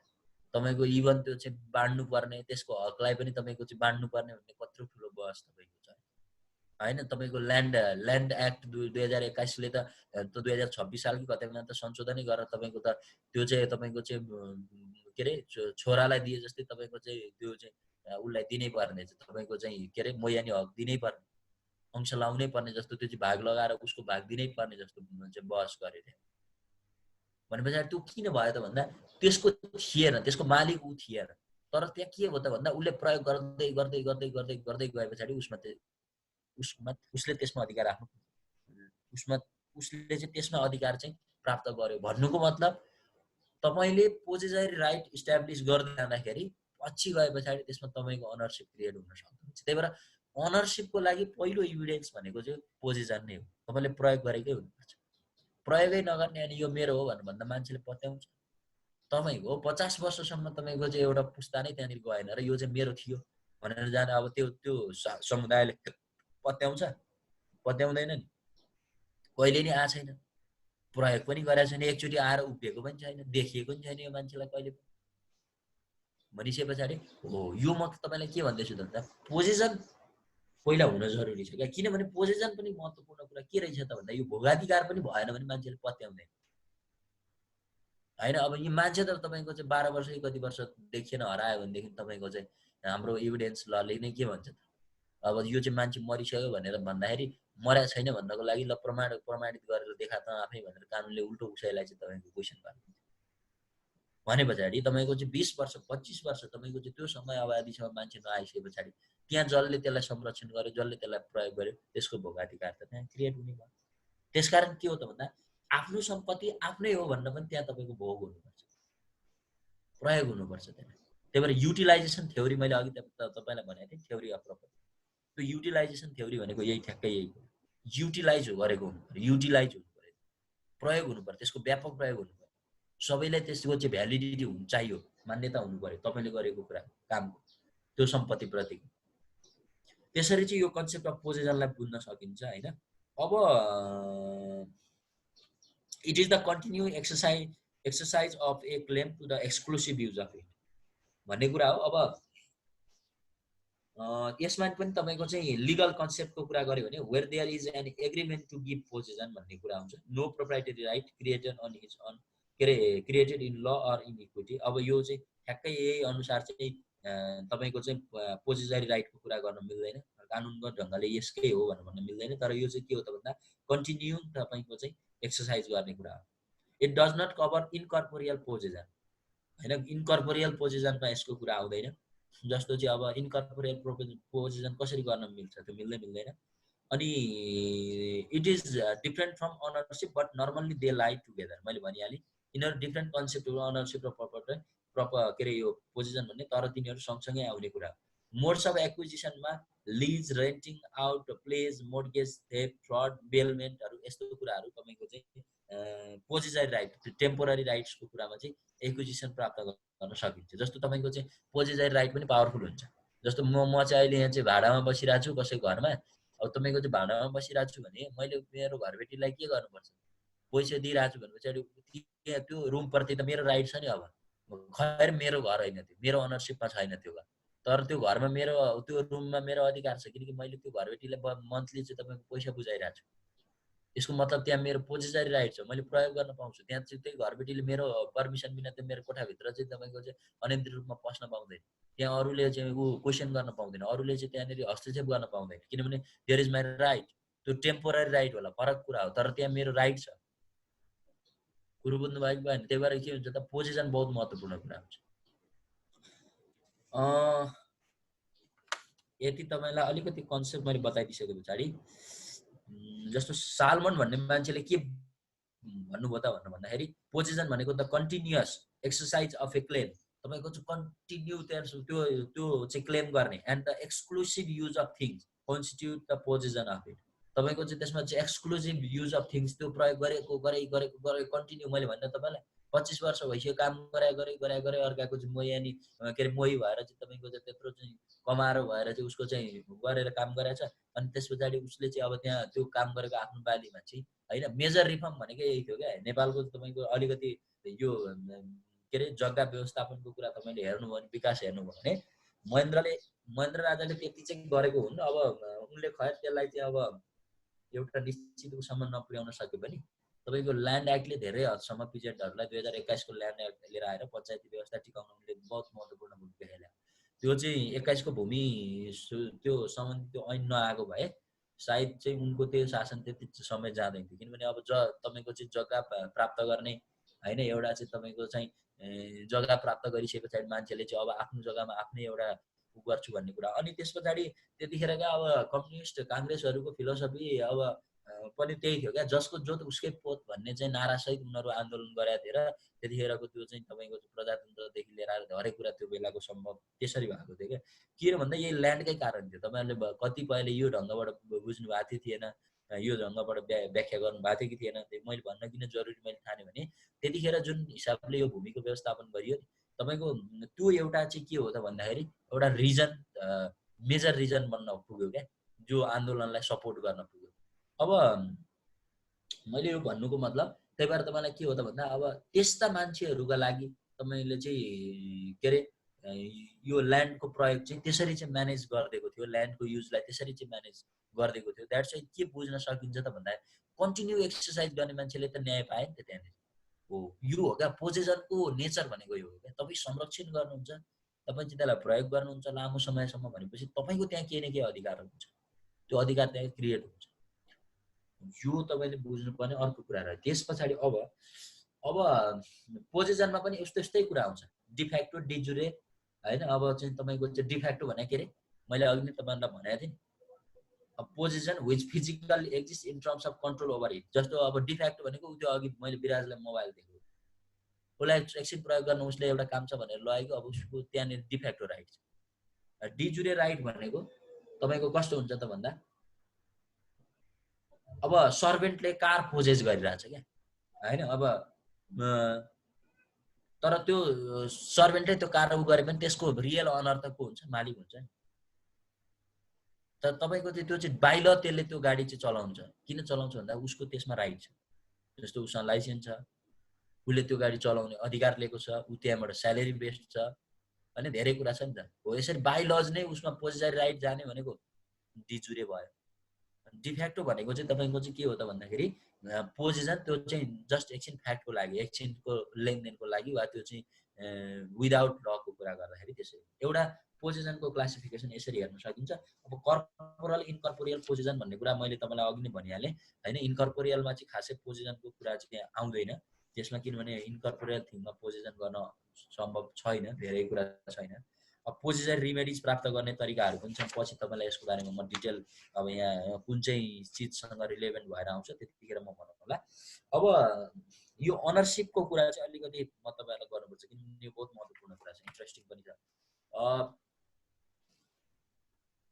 यो चाहिँ कस्तो हो त भन्दाखेरि अब अनरसिप भनेपछि ठ्याक्कै तपाईँहरूले आफ्नो भाषामा बुझ्नुभयो मैले जहाँसम्म मेरो साइन्सले अब यो वान वे क्लासमा त्यसरी मैले बुझेँ होइन अब तपाईँहरूले अनरसिपलाई चाहिँ ठ्याक्कै यो रहेछ है अनरसिप भनेको पर्मानेन्ट तपाईँको रिलेसन रहेछ क्या त्यो थिङसँग भनेको मतलब तपाईँको कुनै पनि अब्जेक्ट वस्तु कर्पोरियल इनकर्पोरियल मेटेरियल कुनै पनि चिज हो ती चिजसँग तपाईँको पर्मानेन्ट रिलेसन छ भने त्यो अनरसिप रहेछ भन्नेसम्म तपाईँहरू अब व्याख्या गर्न सक्ने हुनुभयो होइन अनि तपाईँको यो कुरा चाहिँ तपाईँको चाहिँ जस्तो अब यसलाई इनइभिटेबल क्या इनइभिटेबल रिलेसन भनेर भन्न मिल्छ क्या अनि यो चाहिँ छुट्याएर हेर्नै नमिल्ने अनरसिप भनेको चाहिँ प्रपर्टीसँग छुट्याउन नमिल्ने त्यसमा चाहिँ धेरै एब्सोल्युट तपाईँको चाहिँ अनरसिपका कुरा जसरी जोड्ने क्या अनरसिप भनेको त्यही क्या तर अनरसिप भने सधैँ एब्सोल्युट हुन्छ भन्ने पनि हुँदैन तर अनरसिप भने चाहिँ मोर देन पोजेसरी राइट त्यही भएर मैले अनरसिपमा तपाईँलाई हिजो एउटा कुरा भनेको थिएँ नि डोको राइट एक डोको राइट हामीले एक डोको दाउरा भने जस्तो एक डोको राइट अधिकार होइन तपाईँको चाहिँ बन्डल अफ राइट्स अनरसिप भनेको त्यही हो हेर्नुहोस् बन्डल राइटका बन्डलै बन्डल अधिकार जस्तो तपाईँको एउटा घर छ भने तपाईँले त्यसमा हेर्नुहोस् त ल अधिकारका हिसाबले हेर्नुहोस् त के गर्न पाउनुहुन्छ त्यो घरलाई प्रयोग गर्न पाउनुहुन्छ भत्काउन पाउनुहुन्छ बनाउन पाउनुहुन्छ त्यो घरमा चाहिँ तपाईँले चाहिँ के अरे अरू काम गर्न सक्नुहुन्छ बैठक गर्न सक्नुहुन्छ मान्छे बोलाउन सक्नुहुन्छ तपाईँले त्यो घरसँग के गर्न सक्नुहुन्छ तपाईँ घरलाई चाहिँ बेच्दिन सक्नुहुन्छ होइन तपाईँको आफ्नो मर्जी हुन्छ नि त्यसमा तपाईँको अनरसिप भइसक्यो अधिकारै अधिकार छ नि तर पोजिसन हुँदा त्यस्तो हुन्छ म कोठामा बसेको छु भने मैले त्यसो गर्न पाउँछु पाइँदैन त्यही भएर बुझ्नु पऱ्यो ownership is the bundle of rights भनेर लेख्नुहोस् एन्सर लेख्दाखेरि यो चाहिँ के हो त भन्दा अधिकारको थुप्रो हो अनरसिप यसरी यसलाई बुझ्नुहोस् अब यसको अलिकति ऐतिहासिक कुरा गर्दा the idea began to grow when they started planting trees, cultivating lands, buildings, their homes, त्यो बेलादेखि नै यो अनरसिपको कुरा चाहिँ अलिकति छ। अब यसलाई distinction was made very clearly in Roman ल। अनरसिप र पोजेसन भनेको सुरुमा उस्तै कन्सेप्ट थियो, सबै एउटै हो। अनरसिप भने त्यही हो, पोजेसन भने त्यही हो, कुरो बुझ्नुभएको भएन। सुरुमा त्यसको खासै डिस्टिङ्ग्विस थिएन, तर पछि क्लियरली यसलाई बुझ्दाखेरि तपाईँको चाहिँ सिभिलाइजेसनको जुन विकाससँग मैले भने नि कृषि क्रान्ति भयो, मान्छेहरूले चाहिँ अब साना साना झुप्रा बनाएर मान्छे घर बस्न थाले, मेरो र तेरो भन्ने उसको चाहिँ कुरा भयो, युद्ध भयो, मान्छे राज्य लड्यो, यो त धेरै कुरा छ नि। यसरी तपाईँको अनरसिपको कन्सेप्ट विकास भयो, सुरुमा यस्तो थिएन हैन। टु डिस्टिङ टर्म चाहिँ तपाईँको चाहिँ अब यहाँ एउटा तपाईँलाई म कुरा भन्छु, त्यो चाहिँ जस्तो distinction was made very clearly in Roman ल। रोमन लमा चाहिँ यसको डिस्टिङसन क्लियर छ हैन। जस्तो तपाईँको चाहिँ two distinction term were use, एउटालाई चाहिँ डोमिनियम भनेर युज गर्यो, अर्कोलाई पोजेसन भन्यो हैन। अब डोमिनियम भनेको चाहिँ अनरसिप हो।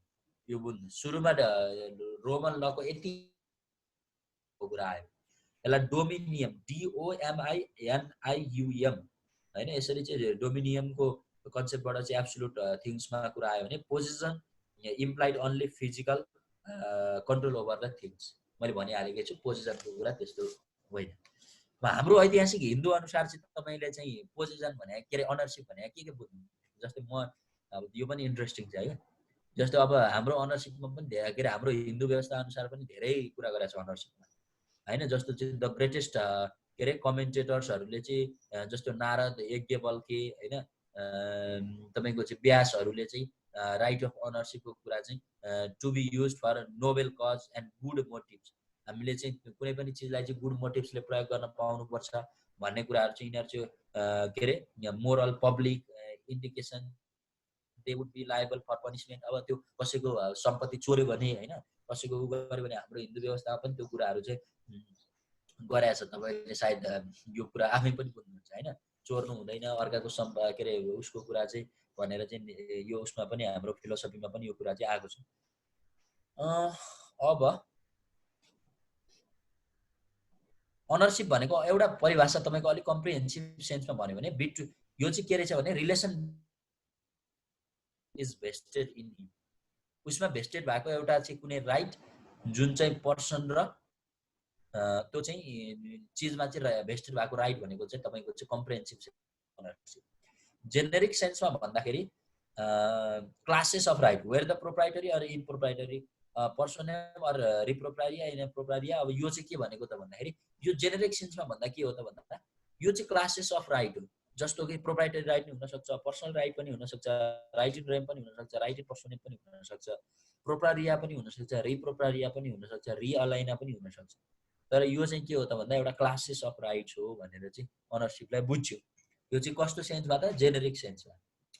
अब एकजना होल्यान्ड भन्ने मान्छेले के भने त भन्दा position enjoyment or disposition sale or transfer भनेको चाहिँ अनरसिप भित्र आउने कुरा हुन् भनेर भने। तीनटा कुरालाई उसले भने पोजिसन इन्जोयमेन्ट डिस्पोजिसन भनेको सेल अर ट्रान्सफर, यो कुरा चाहिँ तपाईँको चाहिँ आउँछ।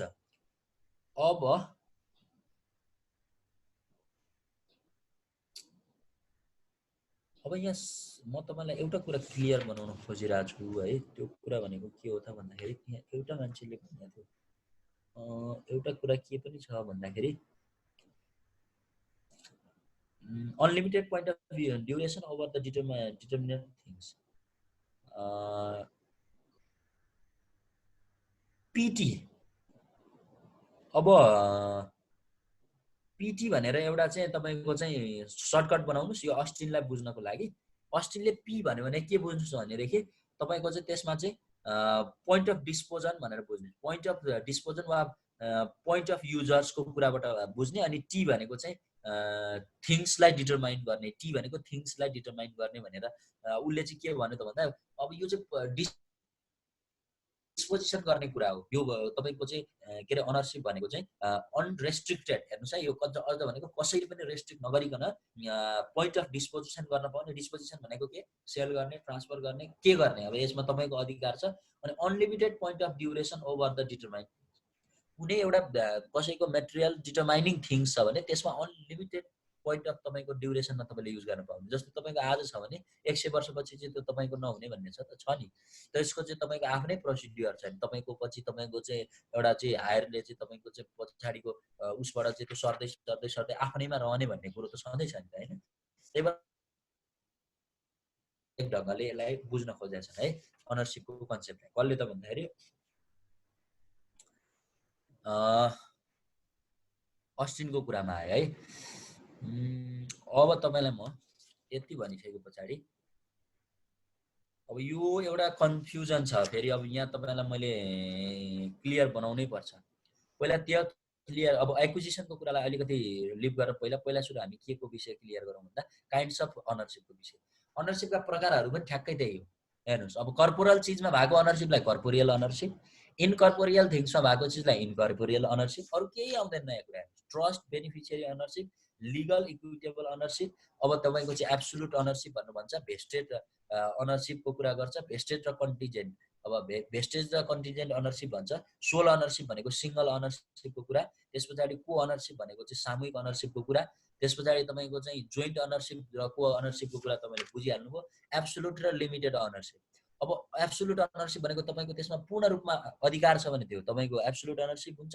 लिमिटेड अनरसिप छ भनेदेखि त्यो चाहिँ के अरे तपाईँको केही मात्रामा केही सर्टेन उसमा मात्रै तपाईँको चाहिँ ऊ छ के अरे लिमिटेड रूपमा अनरसिप। जस्तो अब लिमिटेड अनरसिप भनेको के, नेपालमा अलि अगाडिसम्म तपाईँको महिलाहरूलाई चाहिँ पैतृक सम्पत्तिमाथि अनरसिप हुन्थेन नि। अब तर ऊ चाहिँ विवाह हुनुभन्दा अगाडिसम्म त उसको त पैतृक सम्पत्तिमाथि अधिकार रहन्छ। किन रहन्छ भन्दा अब तपाईँको चाहिँ त्यो सम्पत्तिमा उसको पनि भागभन्डा हुने होइन। 35 वर्षसम्म पहिलाको हाम्रो विभेदकारी कानुन थियो नि, 35 वर्षसम्मको अविवाहित महिला छ भने उसले त्यहाँनिर चाहिँ अधिकार पाउने 35 वर्ष हुनुपर्ने, त्यसपछि अविवाहित हुनुपर्ने भन्ने एउटा लिमिटेड रूपलाई चाहिँ क्राइटेरिया बनाएको थियो।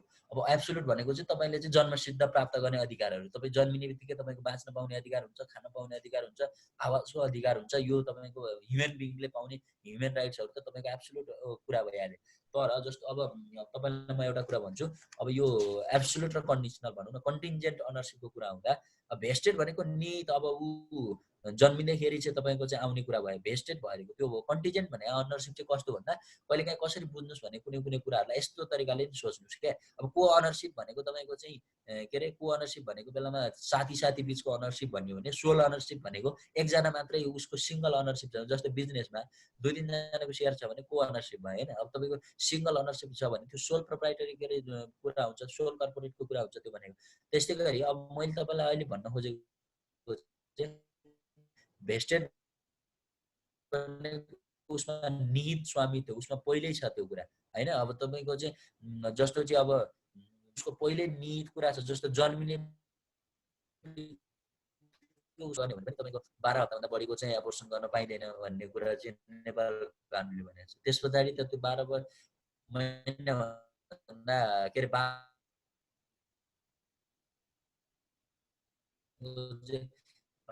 पछाडिको त इलिगल मानिए 12 भन्दा ऊ भनेको पछाडि अब जन्मिनुभन्दा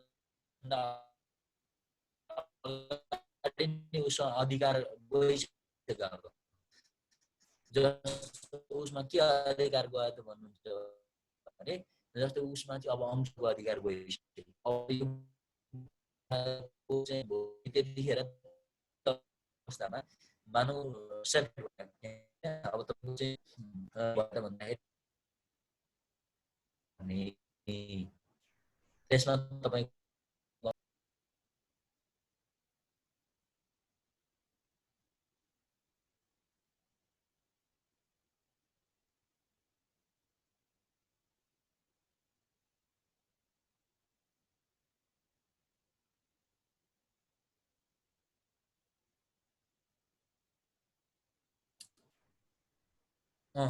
जस्तो चाहिँ तपाईँको चाहिँ कन्टिन्जेन्ट भनेको चाहिँ के त भन्दा जस्तो नागरिकता पाउन कति वर्ष पुर्नै पर्यो नि। तपाईँको नागरिकतामा पाउने अधिकार छ, तपाईँको चाहिँ नेपाली नागरिक भएपछि पाउने छ भन्नेमा तपाईँ 10 वर्षको उमेरमा तपाईँले नागरिकता पाउनुहुन्छ त पाउनुहुन्छ। सर्टेन कन्डिसन चाहिँ के गर्नु पर्यो त पुरा गर्नु पर्यो। के गर्न नागरिकता पाउनु भने पछाडि त्यो भयो कन्टिन्जेन्ट। तपाईँको नाममा सम्पत्ति ट्रान्सफर कति वर्ष भएपछि हुन्छ, बच्चाकै बेला भइहाल्छ। मैले के भनेको त भन्दाखेरि त्यही भएर के हो त भने कन्टिजेन्ट अनरसिप र एब्सोल्युट अनरसिपमा फरक छ है। यो म तपाईँलाई अब सोल अनरसिपको के अरे को अनरसिपका कुराहरू यो भनेपछि तपाईँले अब अनरसिपका प्रकारहरू अलिअलि तपाईँले तपाईँसँग भएको सामान्य किताब पढ्नुभयो भने पनि बुझ्नुहुन्छ, ठम्ब्याउनुहुन्छ है। ओहो, मेरो आवाज ब्रेक भएर आएको छ? अहिले ठिक छ, अहिले ठिक छ। विराज? हजुर, अघि नै एकछिन ब्रेक भइरहेको थियो। अहिले के छ? अहिले ठिक छ। ठिक छ? ओके ल। अनि यति भएपछि तपाईँले के अरे जस्तो कि अब यो अनरसिपका प्रकारहरू कस्ता हुँदो रहेछन् त, अनरसिपका प्रकारहरूलाई हामीले कसरी बुझ्नु पर्दो रहेछ त भन्ने आइडिया तपाईँहरूले जेनेरेट गर्न सक्नुहुन्छ। अब किनभने यति भने पछाडि तपाईँले लिगल अनरसिप, इक्विटेबल अनरसिप, अब लिगल भनेको तपाईँको त्यसमा कानुनले के अरे अनरसिप दिएको कुरा र तपाईँको चाहिँ इक्विटेबल भनेपछि इक्विटेबल अनरसिप होइन, के अरे इक्विटेबल चाहिँ खास चाहिँ फरक चाहिँ केही पनि होइन, तर अलिकति यो बेलायतको कन्सेप्टबाट चाहिँ अलिकति फरक गर्न खोजेको हो। जस्तो चाहिँ यसमा के हो त भन्दाखेरि मोर्टगेजको कुरा होइन, के अरे अलिकति फरक हुनसक्छ भनेर यसलाई अलिकति व्याख्या गर्न खोजेको, यिनीहरू खासै फरक छैन। तर अब तपाईँले यसरी चाहिँ कर्पोरियल, इनकर्पोरियल होइन, यो चाहिँ तपाईँको चाहिँ एब्सोल्युट, कन्डिसनल, को अनरसिप, सोल अनरसिप होइन, यसरी चाहिँ लिगल, इक्विटेबल हो, यसरी चाहिँ विभिन्न टाइप बनाएर चाहिँ यसलाई चाहिँ व्याख्या गर्न सक्नुहुन्छ। अब मलाई एउटा कुरा त्यहाँनिर तपाईँले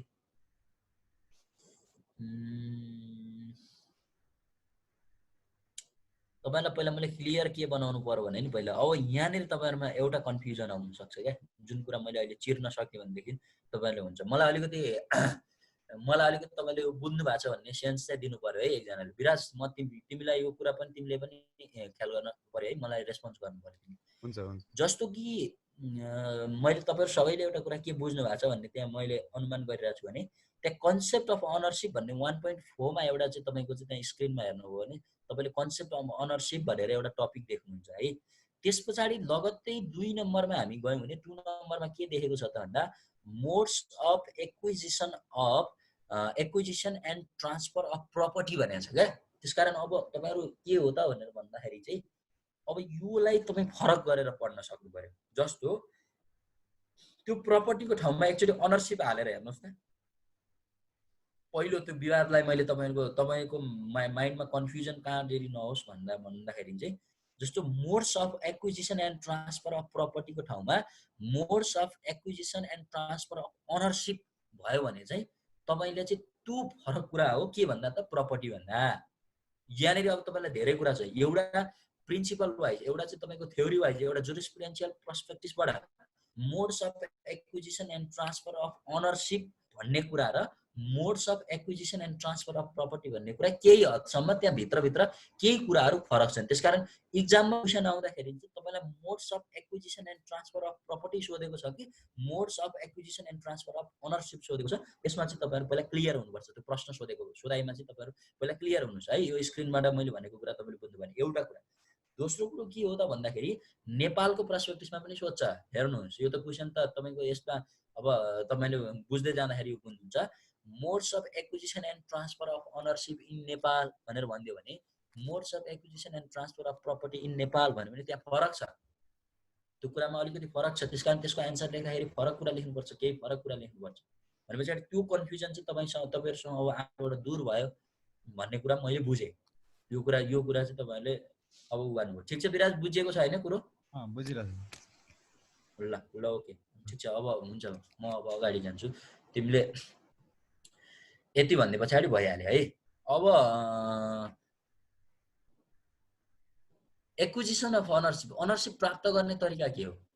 ठिक छ, अब यो चिजलाई चाहिँ तपाईँको चाहिँ अलिकति हामी थोरै बुझौँ होइन। अनि त्यस पछाडि चाहिँ तपाईँको चाहिँ प्रपर्टीको हामी ट्रान्सफर एक्विजिसन नै हेर्ने हो, अलिकति थोरै बुझ्ने हो। थोरै के हो त भन्दा अब जस्तो अब ओरिजिनल मोड हुन्छ क्या, एउटा चाहिँ ओरिजिनल मोड भन्छ, अर्को डेरिभेटिभ एक्विजिसन भन्छ। यो दुईवटा तरिकाले तपाईँको चाहिँ के अरे अनरसिपको चाहिँ एक्विजिसन प्राप्त गर्ने, अनरसिप प्राप्त गर्ने भन्ने कुरो हुन्छ। एक्विजिसन अफ अनरसिप प्राप्त गर्ने, मैले अहिले अनरसिपको भन्दैछु है, मैले फेरि प्रपर्टीको भनिरहेको छैन।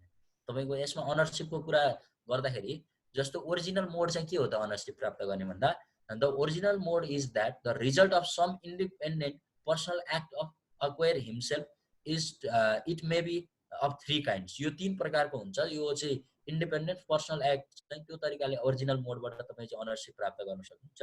Absolute when ownership is acquired by over the previously के अरे अनरलेस अब्जेक्ट। जस्तो एउटा अनरसिप तपाईँले प्राप्त गर्ने तरिका के रहेछ त भन्दा कुनै चिज चाहिँ पहिला अनरलेस रहेछ, यसको अनर कोहीसँगै नै रहेनछ भने पछाडि तपाईँले त्यसको अनरसिप प्राप्त गर्न सक्नुहुन्छ।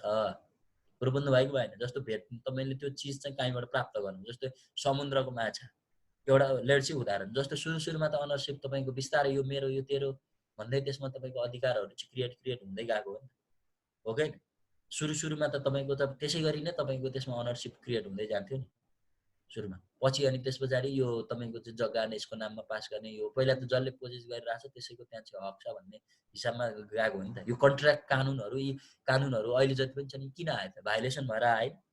तपाईँको र मेरो बिचमा 50,000 को लेनदेन, त्यतिखेर सुरुमा 1,000 को लेनदेन हुन्थ्यो। 1,000 को लेनदेन हुँदा अब मैले तपाईँलाई 6 महिनापछि तिर्छु भनेर तपाईँसँगबाट 1,000 लिएँ, पछि 6 महिना पछाडि मैले नतिरेपछि भाइलेसन भयो। भाइलेसन भएपछि के भयो त? मारपिट भयो, कुटाकुट भयो होइन। मान्छेले चाहिँ एकअर्काले चाहिँ भङ्ग गर्दै गयो। जति बेलासम्म चाहिँ अब 6 महिना पछाडि 1,000 तिर्नुपर्छ ब्याज सहित भनेर त मैले तपाईँलाई लगेर बुझाउन थालेँ, तबसम्म कानुनै चाहिएन, किनभने त्यतिखेर कानुनको आवश्यकतै परेन, किन भन्दा भाइलेसन हुँदैन थियो, मान्छे इमान्दार थिए। तर के भयो त पछि भन्दैपछि किन तिर्ने यसलाई भन्ने भयो। त्यसपछि झगडा हुन थाल्यो, के हुन थाल्यो, त्यस पछाडि मिलाउन थाले, पिस चाहिन्छ सोसाइटीलाई। तपाईँको के हुन थाल्यो? भाइलेसन भएपछि कानुन चाहियो, कानुन चाहिएपछि करार कानुन आयो। करार कानुनले के गर्यो? तपाईँको चाहिँ यो दुईटाको बिचमा कागज गर्ने, यसरी यसरी लगेको छ भन्ने प्रमाण छ, यो प्रमाणको आधारमा यसले यति तिर्नुपर्छ, होइन भने यसको यो जफत गर्ने। कुरो त यसरी बढ्या हो नि त। अब त्यही भएर कुनै पनि अनरलेस अब्जेक्टमाथि तपाईँको चाहिँ ओरिजिनल मोड अफ एक्विजिसन चाहिँ हुनसक्छ। अर्को एक्सटेन्सिभ भन्ने एउटा हुन्छ, त्यो भनेको के हो त? Which is where there is extension of previous ownership by the independent helpers and act part of acquiring. This is how the right of के अरे assessment of acquired after the passage of the time prescribe by the law. अर्को के हुन्छ त भन्दाखेरि तपाईँको थियो तर त्यो टाइम पास भयो, धेरै टाइम पास भयो मसँग भएको, जस्तो तपाईँको अब्जेक्ट मसँग भएको धेरै समय भइसके पछाडि मेरो त्यसमा अनरसिप हुन्छ। मैले जुन कुरा तपाईँलाई अघि धेरै लामो व्याख्या गरिसकेको छु, धेरै समयसम्म तपाईँले प्रयोग गर्दै जानुभयो भने त्यो तपाईँको हुन्छ, त्यसमा तपाईँको अनरसिप हुन्छ। यसरी पनि तपाईँको अनरसिप प्राप्त गर्ने यो तरिका हो। अर्को के हो त भन्दाखेरि एसेसरी भनेको यसो वेन के अरे तपाईँको चाहिँ requisition of ownership is the result of accessory. For example, if there is foods the product belongs to the owner unless he has parted with the same। जस्तो अब यो चाहिँ यो एसेसरी भन्नेको चाहिँ कस्तो बुझ्दा पनि हुन्छ भने, अब तपाईँको के अरे जग्गा बेच्नु हो, अनि जग्गामा चाहिँ फलफुलको रुख रहेछ, अनि फलफुलको रुख रहेछ भने त्यो फलफुलको रुख चाहिँ तपाईँले बेच्नु भएको होइन होला नि, तर जग्गा बेच्दाखेरि त्यो पनि बेचिन्छ। त्यस पछाडि त्यहाँ उब्जने फलहरू जो हुन्छ नि, फ्रुट्सहरू, त्यो पनि गयो, अनरसिप भयो क्या। त्यसरी पनि तपाईँले अनरसिप प्राप्त गर्न सक्नुहुन्छ कि कसैको खेत किन्दा त्यो खेतमा चाहिँ तपाईँको कुनै फ्रुट्स फल्ने चाहिँ उ रहेछ, रुख रहेछ भने पनि त्यहाँबाट उब्जनी भएका तपाईँको चाहिँ फ्रुट्स पनि त्यो तपाईँकै हुन्छ भनेको। त्यसरी पनि तपाईँले अक्वायर गर्न सक्ने एउटा एसेसरी, यो एउटा उदाहरण हो। यस्तो तरिकाले त धेरै कुरा हुन्छन् होइन। जस्तो अब तपाईँले राज्यलाई जितिसके पछाडि त्यहाँ राज्यका तपाईँका सम्पत्तिहरूदेखि लिएर हरेक कुरा होइन, अब कसरी तपाईँको हुने नहुने त्यसको एउटा ऊ छ, धेरै कुरा छ। Derivative acquisition is derive from the previous version of law, then it is called derivative acquisition. अब अर्को कुरा डेरिभेटिभ एक्विजिसनको कुरा गर्दा, more takes place from the title of the prior owner, it is derive either the purchase, exchange, will, gift. Derivative भनेको त्यही हो, पर्चेज गरेर, बेचेर, किनेर, अब गिफ्ट प्राप्त गरेर, विलबाट तपाईँको इच्छाबाट प्राप्त भएको कुरा होइन। यिनीहरू भनेको चाहिँ के अरे डेरिभेटिभ एक्विजिसन प्राप्त गर्ने भनेपछि एउटा ओरिजिनल मोड रहेछ, एउटा डेरिभेटिभ एक्विजिसन रहेछ। के प्राप्त गर्ने? अनरसिप प्राप्त गर्ने कुरा है। यति कुरा तपाईँले बुझ्नुभयो भन्ने मलाई लागेको छ। अब यति पछि के को विषयमा कुरा गर्छौँ भन्दा, जस्तै हिन्दू व्यवस्था अनुसार चाहिँ कसरी एक्विजिसन हुन्छ? पहिला हाम्रो कसरी थियो? गेन प्राप्त गर्ने, पर्चेज गर्ने, कन्क्वेस्ट गर्ने होइन, invest of wealth, employment, acceptance of gift. Gift लिएर हुन्छ नि, अब तिमी राजाहरूले चाहिँ त्यसलाई चाहिँ यति एकर जमिन दिए, त्यस्तो गर्ने हो। त्यो चाहिँ हाम्रो हिन्दू व्यवस्था अनुसार चाहिँ अनरसिप प्राप्त गर्ने कुरा है। अब मेन कुरा यो हो। अब तपाईसँग है अब मैले अर्को कुरा के भन्छु त भन्दाखेरि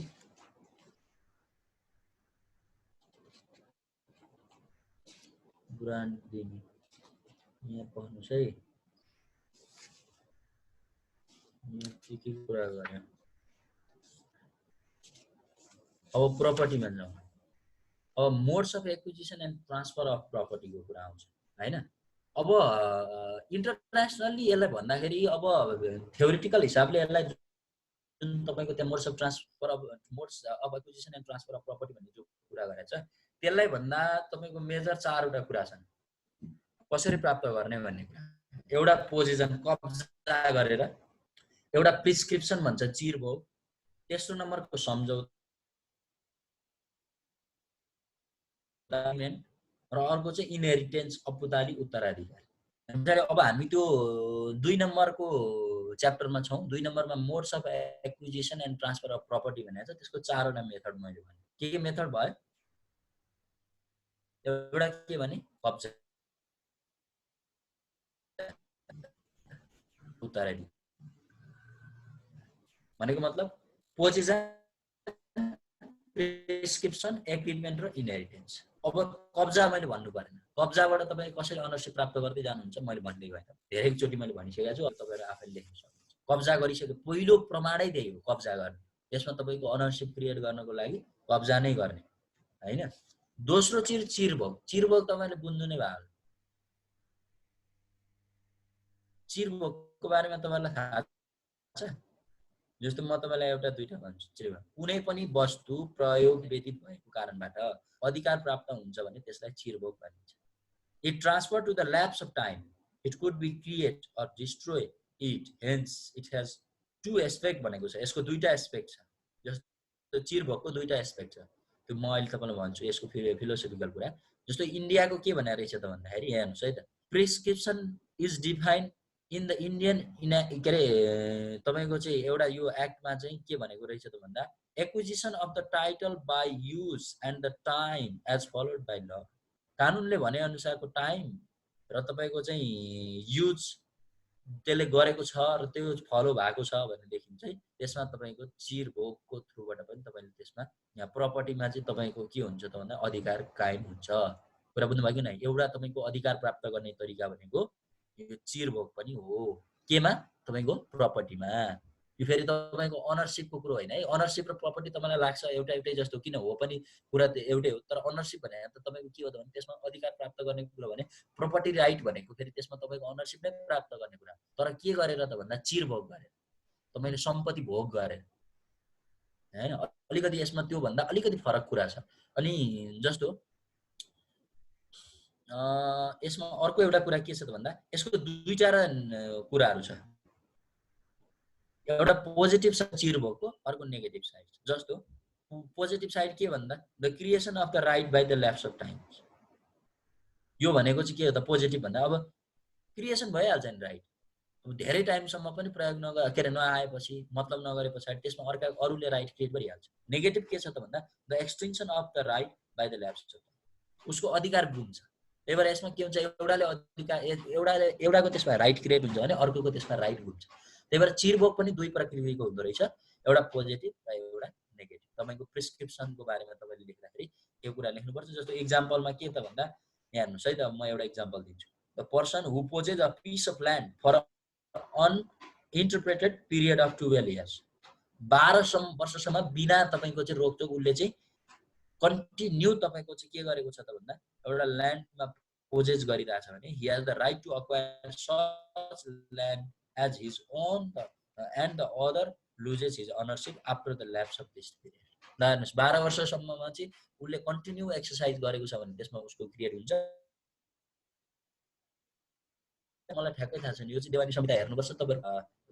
मलाई चाहिँ अहिले नभए पनि हेर्नु भएन भने म भोलि एकचोटि हेरेर भन्नु। अहिले सायद 25 वर्ष जस्तो लाग्छ कन्टिन्यू एक्सरसाइज गरेपछि तपाईको त्यसमा अनरसिप क्रिएट गर्ने। यो नेपालको चाहिँ पहिलाको चाहिँ यही थियो है। अब त्यसको आधारमा मैले तपाईलाई भनेको छु।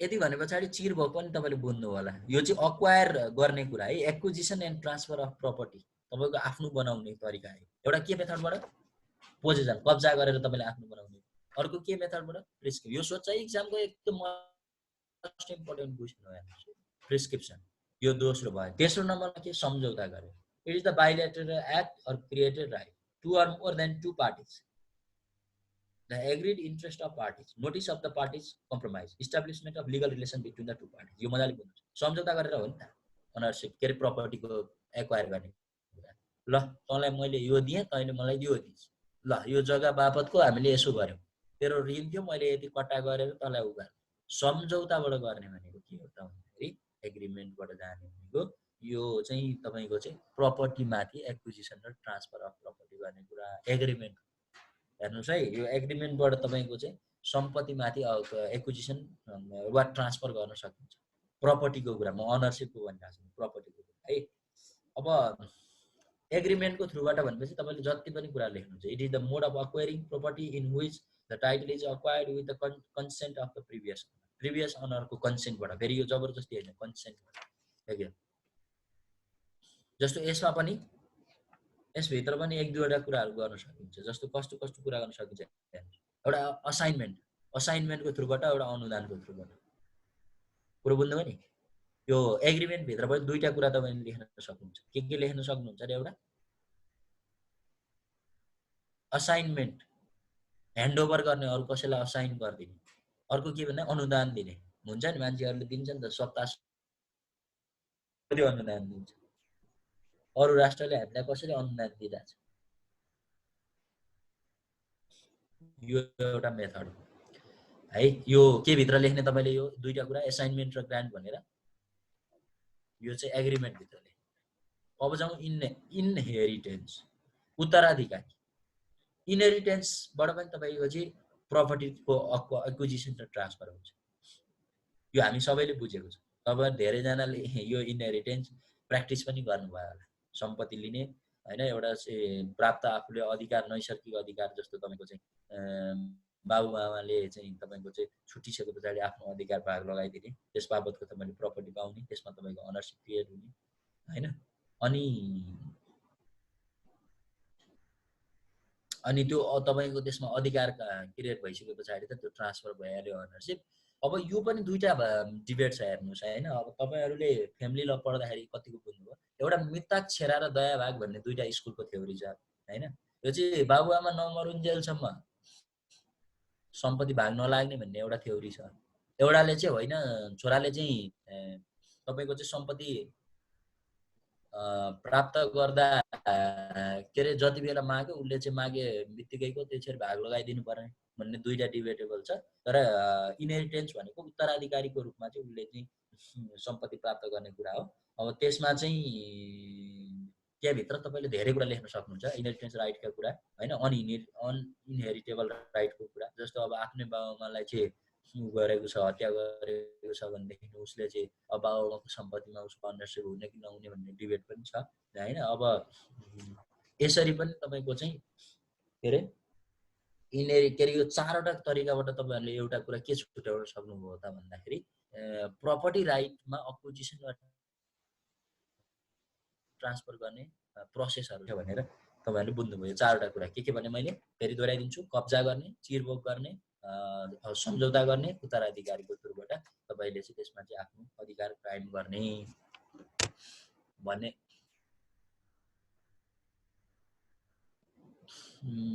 कुरा रह्यो अब modes of acquiring ownership of property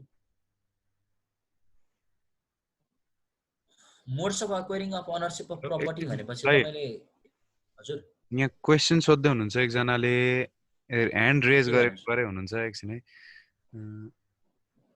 क्षितिज काफ्लेले चाहिँ इनहेरिटेन्ससँग related something I wanted to know भन्नुभएको छ उहाँलाई एकचोटि अनम्युट गरिदिनु पर्यो ओके हजुर भन्नु त क्षितिज जी सर मसँग एउटा इनहेरिटेन्ससँग रिलेटेड एउटा क्वेशन थियो हजुर thing I am familiar with है के रे सपोज एबीसी तीनजना दाजुभाइ छ है अनि उनीहरूको मम्मी या ड्याडीको एउटा पितृ के भन्छ उनीहरूको पुर्खादेखिको सम्पत्ति पनि छैन अनि एबिसी सबैजना आफै आफै कमाइरहेछ सपोज है, अनि अंशबन्डाको के अरे एउटा फिक्स अफिसियल कागज छैन भनेपछि पछि जाँदाखेरिमा जस्तो एकजना जीवितै हुन्छ मान्छे सिनियर बा आइदर मम्मी, अनि पछि जाँदाखेरि अंशबन्डामा जाँदाखेरि कस्तो कस्तो प्रोसेसमा जान्छ त्यो चाहिँ खास सबैले कमाएको पनि भागभण्डामा इक्वली डिस्ट्रिब्युट हुन्छ कि के हुन्छ खास त्यसको? व्यक्तिगत रूपमा कमाएको भाग नलाग्ने भन्ने हुन्छ हैन, तपाईको प्राय तपाईले छुट्टै अर्न गर्नु भएको छ भने। अब त्यसमा दुवै यस्तो हुन्छ, सबैले जोडेको सम्पत्ति बाट केही चिज बनेको छ भने चाहिँ फेरि भाग लगाउनु पर्छ। जस्तै एउटा घरमा तपाईले कमाएको पनि हाल्नु भएको छ, पछि सम्पत्ति थिएन तर तपाईले चाहिँ सबैजना जोडेर एउटा चिज बनाउनु हो, त्यसमा तपाईले पनि तपाईको पनि कन्ट्रिब्युसन छ, दाइको पनि कन्ट्रिब्युसन छ, अरूको पनि कन्ट्रिब्युसन छ भनेपछि त्यो चाहिँ समग्र सबैले भाग लाग्छ। यो चाहिँ तपाईले बुझ्नुपर्छ। अनि त्यसलाई जस्टिफाई चाहिँ केले गर्छ? जस्तो रिटर्न डकुमेन्टले जस्टिफाई गर्छ कि हैन? त्यसको के जस्टिफिकेसन भन्ने उनी हुँदैन। तपाईको जस्तो अब नागरिकताबाट अब उसको फ्यामिली हो भन्ने भइहाल्यो, त्यस पछाडि त कोर्टमा तपाईको केस गइसके पछाडि त भाग लाग्नुपर्छ भन्ने सामान्य नियम हो। तर यस्तो हुन्छ, कुनै कुनै केस तपाईले भने जस्तो अब व्यक्तिगत रूपमा छुट्टै यसमा मैले मात्रै कमाएर छुट्टै जोडेको हो, यसमा चाहिँ मैले कतै पनि यसमा चाहिँ सबैजनाको संलग्नता छैन भन्ने तपाईले पुष्टि गर्नुभयो भने, जस्तो तपाईले चाहिँ कहाँबाट कमाएको त, के गरी कमाएको त, कसरी यसमा चाहिँ सम्पत्ति यसरी जोडियो छुट्टै, यो कसरी आफ्नो तेरो मात्रै भयो भन्ने क्वेसन कानुनले के अरे अदालतले गर्दाखेरि उसले त्यसलाई जस्टिफिकेसन दिन सक्यो भने, जस्तो मैले यसो गरेर मैले छुट्टै जोडेको कुरा हो भन्यो भने त्यो चाहिँ पार्टिसनको विषय बन्दैन, त्यो उसको निजी हुन्छ।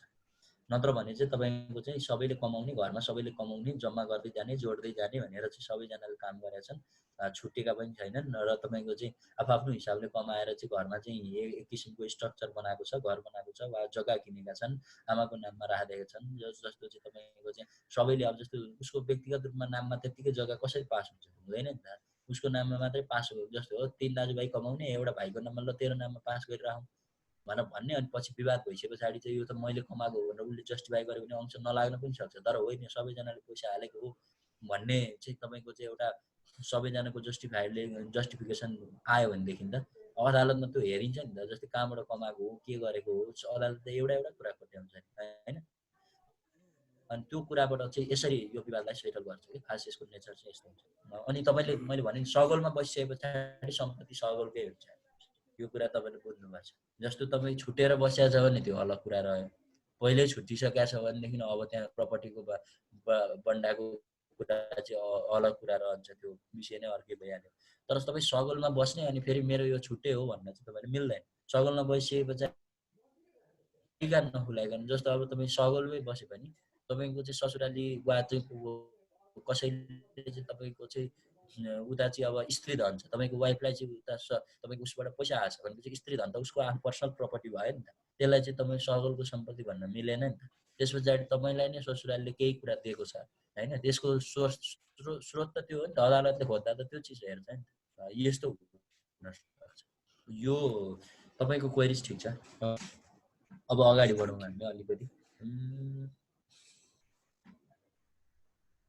अब मैले तपाईलाई यति कुरा राखिसके पछाडि तपाईले प्रपर्टीमा अनरशिपहरू कसरी क्रिएट गर्ने भन्ने कुरा तपाईहरुले अलिअलि बुझिसके पछाडि अब म तपाईलाई एउटा नेपालमा चाहिँ यसको तरिका के हो त भन्नु त्यस पछाडि आजलाई चाहिँ यति गर्दाखेरि कुरा गर्नुपर्छ। जस्तो पार्टिसनको मेथडबाट नेपालमा चाहिँ प्रपर्टीमा चाहिँ अक्विजिसन गर्न सकिन्छ। एउटा मेथड के भयो? पार्टिसन भनेको तपाईले अब बुझिहाल्नु हैन। अब अंशबन्डा गर्ने, भागबन्डा गर्ने त्यो तरिकाले पनि तपाईको चाहिँ पार्टिसनको थ्रुबाट तपाईको चाहिँ के अरे उ गर्न सकिन्छ, अनरशिप अक्वायर गर्न सकिन्छ। इभन महिलाको केसमा पनि डिस्क्रिमिनेसरी प्रोभिजन थियो नेपालको मुलुकी ऐनमा, जुन चाहिँ 35 वर्षको अविवाहित हुन्छ त्यो कुरा छँदै थियो हैन। अब पार्टिसनबाट पनि तपाईले चाहिँ आफ्नो अनरशिप क्रिएट गर्ने कुरा एउटा भइहाल्यो। रजिस्ट्रेसनको थ्रुबाट पनि नेपालमा यो प्र्याक्टिस है, मैले नेपालको कुरा भनेको है, फेरि तपाईँ यो अघि भनेको एज अ प्रिन्सिपल बेस भयो, संसारभरि कसरी गर्न सकिन्छ भन्ने कुरा। नेपालको केसमा चाहिँ तपाईको पार्टिसनको थ्रुबाट चाहिँ अनरशिप के अरे त्यो प्रपर्टीमा चाहिँ अक्विजिसन र ट्रान्सफर गर्न सकिन्छ, एउटा कुरा है। अब यसमा inheritance does not come under it के यो इनहेरिटेन्सको कुरा यसमा चाहिँ आउँदैन अहिले अहिले त पार्टिसनको कुरा आउँछ अर्को कुरा रजिस्ट्रेसनको थ्रुबाट पनि हैन अब हाम्रो तपाईको उसमा हेर्नुभयो भने के रे यो मुलुक ऐनमा हेर्नुभयो भने मुलुक ऐनको पहिलाको मुलुक ऐन त्यस अनुसार थियो तपाईको अब अहिलेको तरिका अलिकति फरक होला त्यो मैले हेर्न पाएको छैन मैले पनि काम त्यो सबै तपाईको चाहिँ सबै अपडेटै भएको छैन मैले पढ्दाखेरि चाहिँ तपाईको चाहिँ यो विषय कुनै थियो गौर नै थियो आकै थिएन अब तपाईको चाहिँ रजिस्ट्रेसन अफ कन्ट्री कोड मुलुक ऐन 2020 मा पनि तपाईको चाहिँ तपाईले त्यहाँ एउटा रजिस्ट्रेसनको च्याप्टर भनेर तपाईले देख्न सक्नुहुन्छ तरिकाबाट पनि तपाईको चाहिँ के रे ट्याक्स तिर्ने गभर्नमेन्टलाई हैन त्यसरी चाहिँ तपाईले चाहिँ आफ्नो नाममा चाहिँ कुनै उ चाहिँ रजिस्टर गरेर राख्नु भएको छ भने तिरो तिर्ने भन्ने हुन्छ त्यस्तो तिरो तिर्ने घरको तिरो तिर्नुपर्ने भन्ने हिसाबले पनि तपाईको रजिस्ट्रेसनको थ्रुबाट पनि तपाईको प्रुफ हुन्छ कि यो तपाईको हो यसमा तपाईको चाहिँ प्रपर्टी प्राप्त छ भनेर चाहिँ तपाईको चाहिँ अगाडि त्यसरी बुझ्न सकिन्थ्यो हैन अब एउटा त्यसमा चाहिँ अर्को ल्यान्ड एक्विजिसन एक्ट बाट पनि तपाईको चाहिँ थियो जस्तो इमुवेबल प्रपर्टी एक्ट 1955 पनि थियो कम्पेन्सेसन एक्ट 1962 पनि थियो फरेस्ट एक्ट 1993 पनि थियो acquisition and acquire of property in Nepal भनेर त्यसरी त्योबाट पनि तपाईको चाहिँ अनरसिप प्राप्त गर्ने कुरा चाहिँ तपाईको चाहिँ थियो ल्यान्डको व्यवस्थापन गर्दाखेरि यति रोपनी यति तराईमा दिने यति रोपनी पहाडमा दिने यति रोपनी चाहिँ हिमालमा बस्नेलाई दिने भनेर चाहिँ ल्यान्डको व्यवस्थापन थियो सामुदायिक जङ्गलको व्यवस्थापनहरू थियो त्यसरी रजिस्ट्रेसनको थ्रुबाट चाहिँ तपाईको चाहिँ प्रपर्टी राइट चाहिँ अक्वायर गर्ने चाहिँ एउटा प्रचलन थियो बुझ्नुभयो होला तपाईले अब बिर्ता रैकर यो चाहिँ के रे यो तरिकाहरू पनि ल्यान्ड म्यानेजमेन्टको प्रोसेसमा पनि कसरी अनरसिप र उ क्रिएट गर्ने भन्ने कुरा थियो अब अहिले तपाईको ऐलानी जग्गा र नम्बरी जग्गा भन्ने अझै हाम्रो कन्ट्रीमा तपाईको प्र्याक्टिस छ गुठीको जग्गा भन्छ देखिहाल्नु भएको छ हैन यो रजिस्ट्रेसनको थ्रुबाट चाहिँ तपाईको चाहिँ यसमा के रे प्रपर्टी राइट्सको अक्वायर गर्ने त्यसमा चाहिँ ट्रान्सफर गर्ने भन्ने कुरा यो भइहाल्यो अब इन्भेन्सन पनि नेपालमा छ इन्भेन्सन पनि अनरसिप प्राप्त गर्ने अर्को तरिका हो इन्भेन्सन भनेको चाहिँ इन्टेलेक्चुअल प्रपर्टीको कुरा हो तपाईलाई थाहा हुनुपर्ने हो नेपालमा दुईटा कानुन छ त्यसमा एउटा चाहिँ इन्डस्ट्रियल के रे तपाईको चाहिँ यो इन्भेन्सनको प्रपर्टीहरू जस्तो तपाईले उत्पादन गर्नुभयो तपाईले पत्ता लगाउनुभयो तपाईले त्यो कुराको चाहिँ खोज थालनी गर्नुभएको छ भने त्यसमा पनि तपाईको अधिकार छ प्रपर्टी राइट तपाईले अक्वायर गर्न सक्नुहुन्छ जस्तो मैले भने नि अघि नेपालमा अब जस्तै ब्रान्डेड कुरा गरे भने नेपालमा कुन छ ब्रान्ड अब तपाईको चाहिँ नेपालको ब्रान्डेड कुनै एउटा चीज उत्पादन चीज छ त्यसमा मान्छेले झुक्याएर पनि गरे भनेदेखि त्यो चाहिँ इलिगल हुन्छ त्यसमा तपाईको चाहिँ आफ्नो प्रपर्टी राइट हुँदाहुँदै अर्कोले त्यसो गर्न मिल्दैन हैन अब तपाईले उत्पादन गरेको जस्तो अब यो उसको चाउचाउकै कुरा गरौँ न चौधरी ग्रुपको चाउचाउको कुरा आउँछ त्यहाँनेरि तपाईको चाहिँ उसको त्यसको एउटा प्रोसिड्युर छ हैन त्यो र अनि बाहिर अर्को चाहिँ मायज भन्ने अब यो त्यो अरु चाउचुजहरू आयो भने त्यसको क्वालिटी त्यसको त्यो कम्पोजिसनहरू फरक हुन सक्छ नि त्यसरी पनि तपाईको के हो त भन्दा प्रपर्टी राइट चाहिँ तपाईको अब इन्टेलेक्चुअल प्रपर्टीहरुमा पनि नेपालको प्रपर्टी राइट छ त्यसमा दुईटा कानुन छ नेपालको एउटा चाहिँ कपिराइट एक्ट 2059 साल हो अनि इन्डस्ट्रियल डिजाइन एन्ड के भन्ने छ इन्डस्ट्रियल के रे कपिराइट एक्ट भयो एउटा कुरा भइहाल्यो अनि अर्को चाहिँ एउटा patent design and trademark act भनेर चाहिँ एउटा 2000 पछि चाहिँ आएको तर यो खास चाहिँ 2021 सालमा आएको छ यो एक्ट चाहिँ र त्यो एक्ट चाहिँ कन्टिन्यू छ त्यसको एमेन्डमेन्टहरु विभिन्न टाइममा भइ नै रहेको छ यसरी चाहिँ तपाईको एउटा यो पनि मेथड भयो नेपालमा के मेथड भने मैले एउटा तपाईको पार्टिसनको मेथड भने बुझ्नुभयो अनि अर्को रजिस्ट्रेसनको मेथड भने अर्को इन्भेन्सनको मेथड भने जुन चाहिँ इन्टेलेक्चुअल प्रपर्टीहरु इन्भेन्सन भनेको के हो इन्भेन्सन भनेको त के तपाईको चाहिँ इन्भेन्ट गर्ने हो नि इन्भेन्सन भनेको त त्यसलाई चाहिँ के रे हामीले बुझेका छौं अब डिस्कभरी र इन्भेन्सनमा त अलि फरक छ हैन तर डिस्कभरी भनेर भन्न पत्ता लगाउने कुरा र तपाईको चाहिँ इन्भेन्सन गर्ने भनेको उत्पादन गर्ने कुरा त्यो चाहिँ फरक कुरा हो अलिकति त्यही भएर अब नेपालमा ती चारवटा कुराहरुमा पहिलो कुरा पार्टिसन दोस्रो कुरा रजिस्ट्रेसन इन्भेन्सन अब चौथो कुरा भनेको चाहिँ हामीले अघि पढिसकेका छौं प्रेस्क्रिप्सनबाट तपाईको चाहिँ चिर भोगाधिकारको कुराबाट मैले अघि नै तपाईलाई भनेको छु कसैको चीजमा तपाईले कन्टिन्युली 12 वर्षसम्म तपाईको चाहिँ त्यसमा एक्सरसाइज गरिराख्नु भयो भने त्यसमा तपाईको चाहिँ अनरशिप क्रिएट हुन्छ अहिलेको कानुनले कति भनेको छ मलाई ठ्याक्कै चाहिँ थाहा छैन अहिले चाहिँ तपाईहरुले अब अलिकति खोज्नु भयो भने पाउनुहुन्छ भनेपछि नेपालमा चारवटा तरिकाहरु रहेछन् प्रपर्टी राइटको क्रिएट गर्ने कुरा प्रपर्टी राइट एक्विजिसन ट्रान्सफर गर्ने कुरा पार्टिसन रजिस्ट्रेसन इन्भेन्सन र प्रेस्क्रिप्सनको कुरा ल यो कुरा तपाईलाई एक्जाममा आयो भने तपाईले लेख्न सक्नुहुन्छ भन्ने मैले बुझे ल आज यति नै गर्नुपर्छ विराज। हजुर आज अब यति नै गरौँ ल। ल धेरै कुरा चाहिँ सेयर भएको छ आज। लगभग तिम्रो प्रोपर्टी लको धेरै हिसाबले कभर भइसकेको छ। अब अलिअलि नेपालको यो कानुनी व्यवस्थाहरू पढ्नुभयो भने त लगभग प्रोपर्टी ल हुने नै यति हो। यतिमै छ सबै कुराहरू। यसको क्वेसनहरू पनि हेऱ्यो भने थाहा हुन्छ क्या, एक दुईवटा क्वेसनहरू त्यहाँ तपाईँको हेर्नु तपाईँले लगभग यस्तै सेरोफेरोमा छ। जस्तो अब यो ट्रेडिसनल ल्यान्ड टेन्युर सिस्टम यो नेपालको केही त प्र्याक्टिस गर्ने कुराहरू त छँदैछ, नत्र भने चाहिँ तपाईँको अलमोस्ट यही सेरोफेरोमा छ क्या यो प्रपर्टी लको कुरा। जस्तो यति नलेज भए पछाडि तपाईँले धेरै कुरा लेख्न सक्नुहुन्छ। अब हेर्नु न अनरसिप प्राप्त गर्ने कुरा के रहेछ, ट्रान्सफर अफ प्रपर्टी के गरी गर्न मिल्दो रहेछ, अक्विजिसन के गर्न मिल्दो रहेछ। अब यो constitutional position of the property right in Nepal मैले अघि नै भनिसकेको छु तपाईँलाई। यसमा चाहिँ के अरे अघि नै भन्दा हिजै भनिसकेको छु। यो संविधानको कुरा मैले पल्टाएर मजाले व्याख्या गर्दै छु होइन। अब त्यसमा चाहिँ तपाईँले अब एक दुईवटा नजिरहरू राख्न सक्नुभयो भने सजिलो हुन्छ भन्ने यति नै हो होइन। अब आजको लागि एन्ड गरौँ त। आज राम्रो भयो, आज कन्टेन्ट धेरै नै कभर भयो।